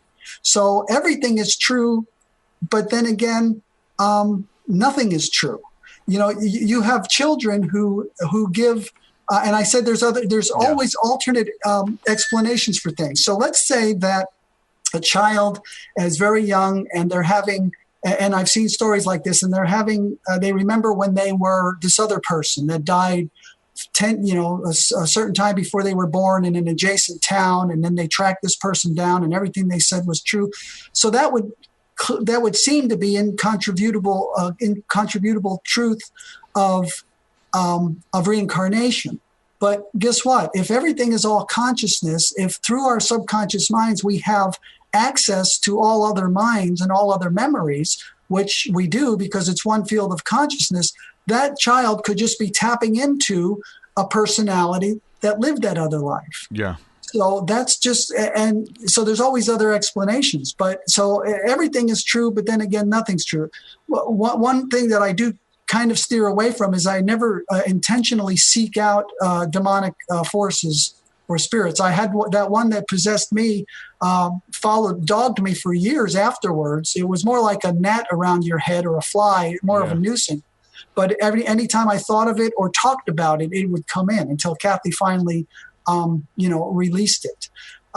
We talk about channeling. There's another thing I say somewhere, I don't know the exact words, but in a state of oneness, there is no channeling. There is only expression. And so whereby when I was in my younger days, I used to channel, quote unquote, past life readings and all of that. Now, like some of my books I wrote, my newer books I've written in just a few writing sessions, I just basically open my consciousness, but it's never where I'm like, oh, I'm back now. What happened? Oh, let me listen to what I said on the recorder because I don't know. Yeah. No, I'm 100% involved in the process. It's not words coming through. It's concepts, thoughts, feelings, and images, which then I use the vocabulary available to me to put down on paper and to try to keep up with the thoughts. But I like to tell people, because some people, and I run into them all the time, they're so impressed by channeling. And a channel can literally tell them anything. Yeah. They can tell them to jump off a bridge and they'll do it. And I like to tell people, no matter where the channeled proclamations are purported to be coming from, always remember, they're coming out of the mouth of a human being. And I'm like strong about that. I want to pound my fist on the table because I'm tired of seeing people get so impressed. And maybe there's great channels out there and everything they're teaching is good. But look at all these cults where the person is supposed to be God and every word out of their mouths is a proclamation of divine truth that you can't argue with. I think that we all are channels. We're all channeling consciousness, and it's what do we want to bring through and what do we want to call it. But I think at higher levels, at least for me personally, of spiritual connection and awareness, I don't want to give up my connection with my physical brain and step aside for something to come out and talk through me. Now, some people do that. There's some very famous and well-known and respected people, and the information that they are putting forth is stupendous, life-changing, and I don't take any of that away. But I like to let people know there is an option. You can, number one, not just go hook, line, and sinker with everything that you're your chosen channel says just because it's being channeled. Number one, question everything. And number two, if I was going to advise you one way or another, I would not advise you to go in the direction of trying to give up your physical conscious mind to let something else step in and speak through you. That's personal preference. Some people out there might take offense, especially because this is what they do. This is the whole basis of their fame. But for me, it's not, and there are many paths, and we learn on all of them. But for me, it's not a path that I'm interested in. Yeah. Well, you're not saying for sure that this is what that is. You're just kind of giving, like you said, for all of this stuff, there's different ways of looking at it. There's what it could be. Not saying that it's not real, but it may be something else. You interpret it this type of way. Maybe instead of channeling something from without you, maybe instead of channeling something from without, you're really channeling something within, or just not even channeling, but getting the information from some deep down place that you already know through life experience that you don't have. The only way you can get that out is if you have a way to channel it out. And the channel, I actually did like a little documentary thing on this called Persona, where I go into the root words for the ventriloquist and familiar spirits. And so the little geeky, nerdy kid who's shy, he would never hit on a girl in school. He would never, even though he would want to, he dreams about it, he would never do it. He all of a sudden gets the gall to do it through the puppet, the ventriloquist. So that puppet can say things that little boy would never say, because now there's a scapegoat. It wasn't me, it was Chucky, the doll or whatever. Chucky did it even. And so there's a whole bunch of that Snapchat filters I went into. But so I really feel like a lot of people, even in their own mind, even if they believe it, they can go to this realm when they meditate or whatever and be able to go within and say things that they would never say if they have the scapegoat. Christians do it all the time. God hates fags. God is this. God hates this. God hates that. No, you hate that. You hate gay people. God doesn't hate gay people. You do. So now you because other people can read that same text and get something totally different, whether it's the spirits or the mediums or whatever the case is. We have something to put the blame on. Oh, I don't feel that way. I love gay people. God hates them. And you have to be the messenger of this God or whatever the case is. I did a documentary on it. And so it's real interesting to see, because, and I kind of just encourage people to kind of go within and be able to be their authentic, true self without the mask. I use many scenes from the movie The Mask, clips. When I put the mask on, something comes out of me. I'm able to be someone else, and all of these things, people in a costume and stuff like that. So I really feel like there's a scapegoat there when it comes to that, and we can access all that information. And it's really weird, because it really does feel like it sometimes that it comes from another realm, or whether within or without. I do a character. It's a Southern Baptist voice that I do, and we've done prank calls with it, and I've joked around, made YouTube videos without showing my face, and people think it's another person. It sounds like an old Southern Baptist preacher. And when I'm doing that character, I'm able to tell people things about themselves that Derek would never say. I wouldn't tell you that. Even though I feel this way about you, you need to change your life in this way. There's some reservations there. There's saving face. There's trying to protect the relationships. But as I go into that character, I cast off all restraint. Because we get to laugh and say, oh, I'm just joking. But really, if we look at the information that came forth, it's true, it's authentic. And sometimes it's kind of weird, because it's kind of prophetic as well. Even though I'm joking, but in that state of, okay, it doesn't matter what I say, let me tap in. It is a really weird place that we're able to go in our minds. And I'm sure you've experienced stuff like that as well, with going into the channeling and past lives and things like that. I'm essentially channeling the spirit of an old Southern Baptist. And I gave him a name, Brother Wayne. He could have been a real person. This is a theory. I don't know. He's not. but I can easily say that he is and say, okay, I'm going to channel Brother Wayne and see what he'll say to you. Let's go in. Y'all ready? And I can go in, get in character, which is what all these people do. I did a whole documentary on it. It's very interesting, though. Right. And you alluded to this right when you started in talking about this last segment there, is that whether something is coming from without or within. And when we take the overall philosophy of modern physics and of the when you look at it, even though we appear to be separate and looking out from our little, special vantage point, when you look at it like that, there really is nothing coming from out there at all. Yeah. Everything is coming from inside. There is no out there. There's only inside, and then what is projected out. And we project out into other, people, and we see other planets out there, and people say they say, well, do you think there's life on Mars? And I like to say, well, what makes you think that, Mars even exists? That's a really big leap right there. And really, Mars does not exist. I mean, quantum physics basically teaches that until something is observed, it's not what it is then observed to be. They call it the collapsing of the waveforms, that there's a field of potentiality, but until a conscious observer looks at it, there's really nothing there definable or identifiable. And so everything comes, and it goes back to what I was saying earlier about everything is true, but yet again, nothing is true. And those two statements are not in opposition to each other. And when people really get down the road a ways, they're going to say, but you can poke holes in just about anything. Some people might channel some being that lived X amount of thousands of years ago, let's say. Well, wait a second. There's no time.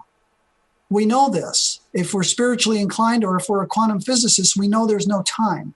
So how is this person this amount of years old? So everything is true. Everything has its place. Water seeks its own level. Everybody learns and teaches from the platform that they've been able to attain. But I think the further and further along up the ladder we get, the more we start seeing that this is all just subjective. And everything we're saying, even today, everything we've talked about, it's like it's just part of the play. And when the reel stops and the music stops and the lights come on, none of that is even going to be anything we even have to consider. So it's almost like people think, well, if I follow that philosophy, then eventually there'll be nothing. And I like to tell them, no, eventually everything that isn't will be out of the way. Mm-hmm. And then you will finally know what is. Yeah. And that's really the foundation of it. Yeah. The people are on a spiritual journey. People think I want to be spiritual. I want to be spiritually liberated. What they don't understand is that they can never accomplish that as a human being. Yeah. Because spiritual illumination, by definition, necessitates the complete and utter destruction of the human being who would have attained that illumination. Because in illumination, there is no singularity, there is no separation. So we're actually on a journey to destroy ourselves. But it's a journey even though we haven't defined it and don't know it. But the journey we're on, this spiritual journey, leads to our destruction, utter destruction as an individual. We will not be individual. We will become universal. And when we finally reach that point, I know it sounds bizarre, but we will realize that all of this stuff that led up to it never even happened. Never even happened. This isn't happening. We're not having this conversation. It gets very, very bizarre.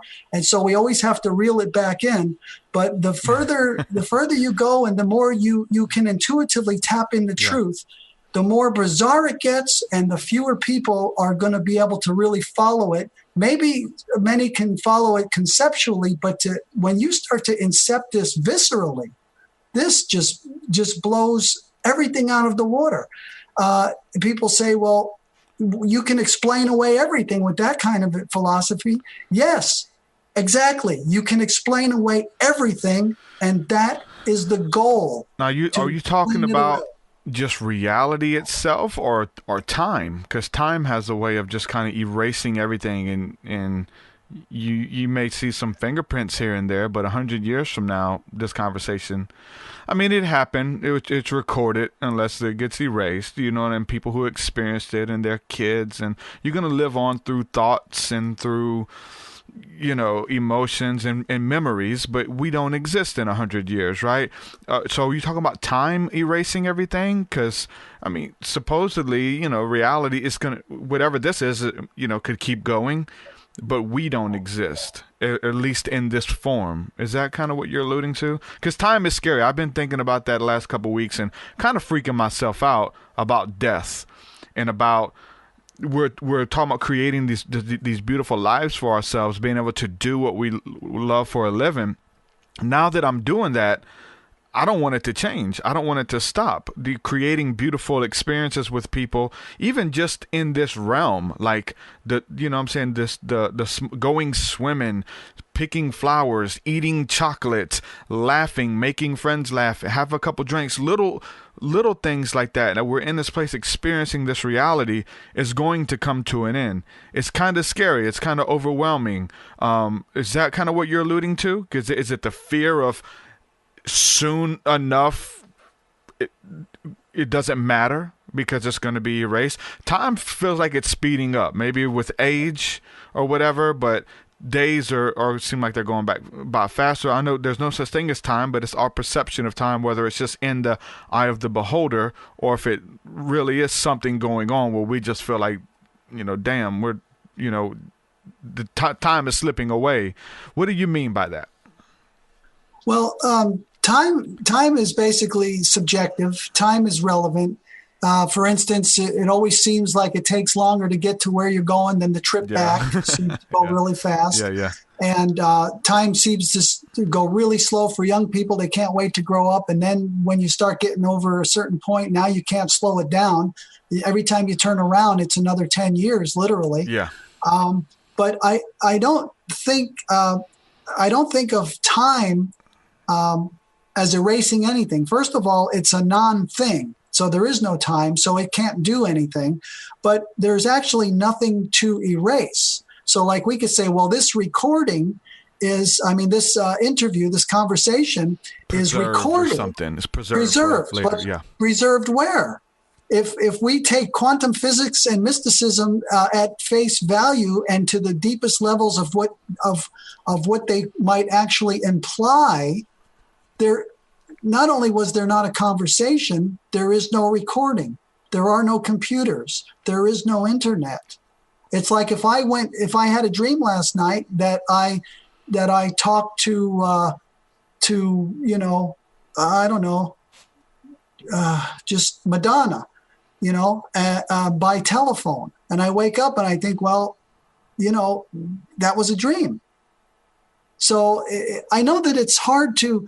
You see, in my perception, from what I've ascertained, is that everything that as human beings we can identify and point to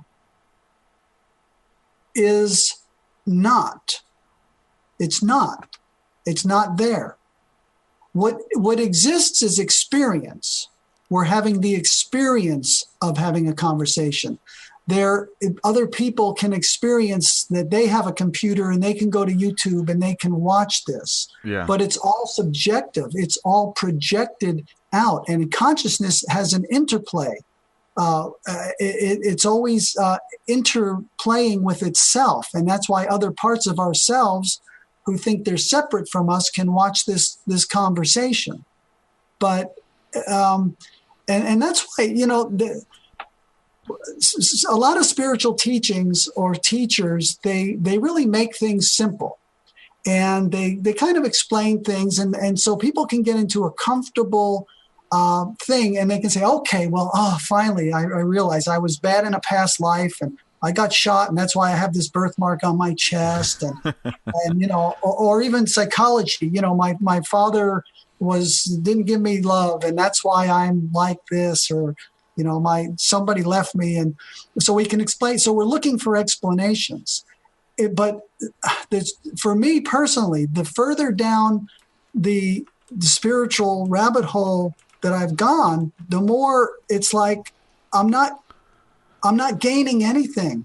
I'm not learning anything. I'm just keep getting rid of stuff. Like everything that comes on my radar, it's like, well, I'm not getting stuck there. I'm not getting stuck in past lives. I'm not getting stuck in time. I'm not getting stuck in materiality, that there's actually a physical world. I'm not getting stuck in that there's actually, you know, light wears away. There's other planets and all of this. Anything that is, once we hang our hat on it, then that becomes our prison, and that becomes the limits to which we can attain intellectually and spiritually at that moment, because there's always something beyond. But in the final analysis, I believe that absolutely everything is subjective, that everything is projected, and that therefore everything is infected with a bug in the works, as if this was a computer program. Yeah. It's gone awry. There's a virus in it, and it looks like little Pac-Man things going around the screen eating stuff or whatever it looks like. It looks like world wars. It looks like radiation fallout. It looks like chemtrails. It looks like environmental destruction. Yeah. But there's nothing there. We can hang our hats on any of that. People say, well, you know, the half-life of something that's radioactive is this, that, and the other, and we've lost all these trees, and now we can't, you know, replace. Believe me, everything is in question, even the geological record. And if people would tune into the level of spiritual understanding that I'm a proponent of, we could collectively wake up tomorrow morning and be completely reforested. We could have all the plastic out of the ocean. It's just energy. It's just consciousness. It seems real, and we all get together and agree on it. Ooh, look at all the plastic in the ocean. It's not even there. We can have whatever experience we want if we get enough people together, and it doesn't have to be a lot. Like 1% of people who come into this kind of consciousness where we realize that we can actually just think something into existence that's good, and we can think something out of existence that's bad. That's the great power that we all have. And so people tell me, you know, over the years, I've been at this for a long time now, and, you know, people come back, you know, years later and they say, man, when I first was listening to you, I thought you were a complete nutcase. I just couldn't process what you were saying. But now here's what I've learned. Here's what I know. Here's what I've been able to ascertain for myself. So I had to make a decision. Like for certain audiences, I will really try to reel things in. But when I'm talking with someone like you, that is just totally like you've had the same type of experiences, you're on an intellectual level where you're not emotionally invested in your worldview and trying to prove that, or, you know, when I get into a venue like this, I just completely let it fly, and you know, let the chips fall where they may. But in the end, this is all just a game we're playing. It's all just concepts in the mind of consciousness projecting out upon itself. And to think that it's anything more, that becomes the trap. To think that we found ultimate truth, that becomes a cage to us. And that will limit us, and it will hold us back. Then I think it takes us back to the beginning of the interview. Why not enjoy it? Like this life, if this is the only one you get, or if you get more, it doesn't matter. Why not enjoy it? Why not do what you love versus working that 50, 60 hours a week doing what you hate? You got to work. You got to survive. You got to do something. Why not do what you love? So, right, I look at those kind of ideas as well. That's why I love the spiritual talk, because it kind of creates a paradigm where we can do that through spirituality.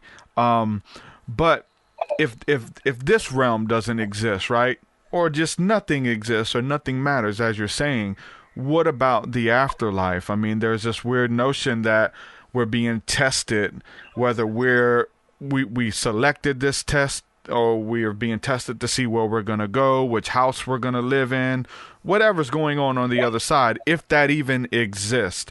Do you believe in, like, even the Christian idea of a heaven and hell? Like the decisions and things that you do on this life that determines where you spend eternity. Most of the other sacred texts have something similar. Annihilationism, you're not going to exist anymore if you choose the low road. Those type of ideas. Do you think, even at the beginning I kind of mentioned the avatar state of, the Bible says we're seated in heavenly places with Christ Jesus. And it's almost like even the Greeks believe something very similar, where we're really these gods or these planets or whatever experiencing life. And then these are just the little avatars of expression. And then that we're controlled under the planets and stuff like that. Do you believe in an afterlife? Do you believe that our higher self is somewhere out there and that's reality? And this is the dream realm? Is something like that going on? Well, what I believe is that the afterlife is an experience. Like, I talk to dead people. I know people that I knew when they were alive. Now they're dead, and now I can see them. I can basically call them into the house at will. For years, I used to do little comedy skits around the house where I would act and talk and walk like someone we knew. And then one day I saw that person standing next to me, and I realized, oh my God, he's been with me every time I've acted him. Every time I've done a little skit as him, that was him. And I realized other people had been doing it. So yes, there's an afterlife, and it's no more real or no less real than this life. The same as aliens, the same as germs. Just yeah, all of it. It's all real. And it may as well be real, and we have to treat it as it's real, as if it's real a lot of times. But so what's real and what's happening is consciousness. Now, if the deepest thinkers and the most advanced scientists are telling us that there's only one field of consciousness, that all separation is in fact an illusion, then even accounts of heaven, where you have angels and individuals who have died and been good and gone to heaven, or you have people who go to hell. Well, they're still in a perception and a reference point of being an individual. Therefore, they are in illusion. So all of that is real. People have, the near-death experience. People come back routinely and give the same types of accounts of going through the tunnel and the light and the overwhelming feeling of love and everything. And so there's certainly something going on, but is it anything other than is going on right here in this world? And I say no. And I think one distinction I like to make for people is that, we say heaven is good and hell is bad, or poverty is bad and wealth is good. And I like to say that there really is no good or bad or right or wrong. What we have here to be concerned with as individual human beings, apparent human beings, is not right or wrong, good or bad, but is desirable or undesirable to us. And I think if we take that as our moral compass, what's desirable, our reference point, some of us are not as trapped in it as others, but let's make the most of it. And you said maybe it's just, enjoy the ride. Yes, enjoy the ride, do good, and make the illusion better and better and better. And when we make the illusion good enough, it will cease to be, and then we can behold reality. Everything up until then is just, we're still struggling inside the paper bag. And we can make it look real pretty in there, and we can paint it, we can bring in nice lights and comfortable cloths to lay on. We're still inside the paper bag. But we've got to improve that paper bag to a very great extent until it can fall away and we realize it was never there to begin with. Definitely. It paints a beautiful picture, and just trying to understand how it works. I got a bunch of other questions I want to ask you, so much more that we can go into, and I've really enjoyed this time that I spent with you. Let everybody know where they can check out your work, check out your books, and all that kind of stuff that you're bringing to the table as well. Certainly. Well, the easiest thing is just to go to my website. That's my name, James, JamesGoyJR.com. That's JamesGoyJr.com. And when you're there, there's all the social buttons to connect with me on Facebook and Twitter and whatnot. But also, while you're on the website, I encourage people to subscribe to my free monthly Mind, Power, and Money e-zine. And when they do, they'll get a free copy of my book, Attract Money Forever. And I've written 10 books thus far. 2 of them are books of my song lyrics. And they're all available on website, on Amazon.com in Kindle and paperback editions. But the best place to start is just go to JamesGoyJR.com. So you have music too? I do, and I haven't actually gotten any of my music recorded. I'm not very techie and would like to figure out how to do that, but I do have 2 volumes of my song lyrics with 50 lyrics in each of those volumes. So I haven't done any new writing for quite a while, but it's something that I would like to do more of, and that I'd actually like, because I have music for all of the words, not written down music, but audio. I've got the melodies and the chord progressions and all of that. So that's another step, is to get that into some kind of audible form, because in the lyrics books you can only read the words, but you can't hear the music. Yeah, that'd be awesome. I'd love to check it out. Well, James, I really enjoyed this episode, man. Thank you for coming on, hanging out with me. And we have to do it again, definitely, because I know there's so much more we can talk about. Thank you so much for coming on. Yeah, thank you for having me, and I'm up for it anytime. It's really great to talk to you and to share this kind of information with people. Definitely. We'll do it again, brother. Thank you so much. Okay, thank you. All right, James. Bye-bye. Bye-bye. James Goy, ladies and gentlemen. James Goy Jr. Good stuff. Really enjoyed this episode. And so it's good. We're 200 episodes in and still creating good content. Sometimes it's hard to get through an episode. Sometimes, I can even look at the numbers about, how long people are staying on and hanging out for the conversation. We're doing almost a 2-hour episode. Like, how long can you invest in a live stream? Not at your leisure. We go back and listening to on the podcast apps, but I'm looking at the numbers in the live stream. And so people are hanging out for the entirety of the show, and it lets you know that something is coming across, that you're resonating with something. Very strange for me, because like I resonated with a lot of stuff that James was talking about, and almost he seemed like a older version of myself. It seemed like I was talking to myself in the future. I mean, just look at it. For those of you looking on the video, just imagine my hair being white and my beard being white. Like, that's me, y'all.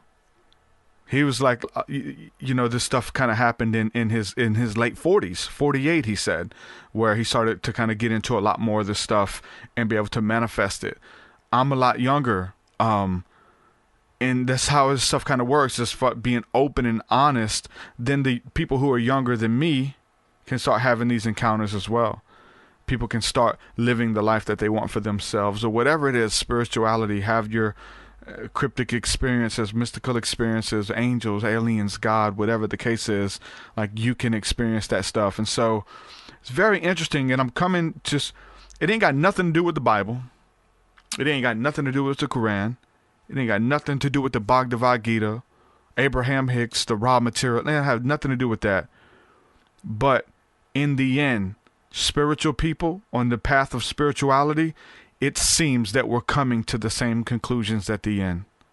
We're all coming to... you guys seen at the very beginning, I asked him, does he have a Christian background? Because I got Bible scriptures for all of this stuff, man. I really do. And I have to kind of like catch myself sometimes from just going straight Bible on them, right? Because it all comes back to the scriptures for me. And I was like, do you have a background in Christianity? Are you a Christian? Like, because everything that you're talking about, it's conclusions that I've come to through reading the Bible. And it's not just the Bible, right? I'm talking about, I don't even think it's about the Bible. It's about experiencing the word and the life of that word, right? Which everyone can experience. Everyone. Because we're coming to the similar conclusions, and I've taken a Christian path or just a biblical path and approach. But there's other people who read the Bible and they have a they come to a totally different conclusion. There's people who read the Bhagavad Gita. There's people who are into spirituality. They've come to different conclusions at the end of their life, at the end of the road, and it's all about different things. So it's really weird to see that at the end of the day, do all roads point to God? Do all paths lead you to God? I haven't been on all paths, so I can't say. I don't think any of us can, and that's what he's talking about, being definite about what your belief system is and being absolute on those belief systems as well. We can't say, but I can say that this path that I'm on, and it's not strictly the Christian path. It's not the spiritual path. It's not the Wiccan path, the New Age path. It's not just those. It's not exclusive to any of it, because you can get involved in any of it and end up in a worse place than you were before, or in a better place. It doesn't matter. That all that stuff is tools and vehicles to kind of get there. But at the end of the day, spirituality, talking about frequency and vibration at the end of the day, raising your vibration, spiritual. I'm telling you, in the church, like, it's all about Jesus, brother. You doing Jesus and spirituality. You doing Jesus and meditation, Jesus and mushrooms, whatever people want to throw at me or whatever. And it's got to be and something, right? Because if it's so many people who so-called have Jesus in the churches, they're miserable. Their divorce rates are out the ceiling. They're racist, bigoted people, and they have Jesus. No. It's not just Jesus. It's always just Jesus until we get into other topics or get into other doctrines. Jesus and tithing, Jesus and meditation, Jesus and whatever the case is. So at the end of the day, it's about fruit. And that's why I always go back to this. And it is a Jesus thing. Don't judge anything before its appointed time, but judge everyone according to the fruit that they produce. Christian, Muslim, atheist, whoever. What kind of fruit are you producing in your life? And it seems to be that the spiritual ones, though they be scattered throughout the four corners of the earth, though they be scattered throughout the madness of religion, there is something that ties us together, and it's something that's within the hearts and minds of every individual if we tap into it, and that's a spirit of love, walking in love, empathy towards all mankind. We all have the ability to do that, and let's access that. Let's tap into that. Let's tap into those records, right? The records of love, which keeps no records of wrong. It gets deep, man. I love you guys. Thank you guys for hanging out with me. I really enjoyed this podcast. I want to give a special thank you to a good friend of mine, Danny Guerrero. So I've been asking people to make snippets of the podcast, little sections, and there's a good two-hour interview where you can you know what I'm saying? We talked on so much stuff. So there's so many sections and segments. And the keys are there. If you'd like to help make segments out of the podcast and kind of help me promote a little bit, I need help with that. There's a link in the description. It's called Streamable. You can actually put the link in there, create the snippet with Streamable, and send me the link or whatever the case is. So that would help me a lot. I'll put that out there into the universe. Danny Guerrero has been sending me some really good snippets. So if you guys have seen some podcast interviews that I've uploaded, little snippets, they've been done by Danny. So Danny's helping me do that stuff. So shout out to Danny Guerrero, good friend of mine. Shout out to everybody hanging out with me again in the chat who's been here since the beginning. Everybody who's supporting the work through Patreon. Thank you again from the bottom of my heart. Everybody who's given, everybody who believes in this work. The music, again, new music is available on Patreon. There's a new song that's going to be on the next project. It's already uploaded. I'm about to upload another one that I've sent to Beast 1333, who's most likely going to get on it. If he doesn't, it's a great idea. Its song's going to be there, but I'm going to send my part just to kind of let you guys hear it and see what you think. And I love to share in that writing process with you guys and show you guys what happens on the back end. So again, thank you guys so much. And I'm going to go ahead and jump off of here, and we'll do it again very soon. Shalom, shalom. Peace, guys. Your way so much higher than mine, so much higher than mine, so much deeper than mine, so much deeper than mine. Well, that does it for this episode, folks. To hear more episodes of the TruthSeekah podcast, head over to TruthSeekah.com. And if you're wanting to support the show and get rewards, go to our Patreon page at patreon.com/TruthSeekah.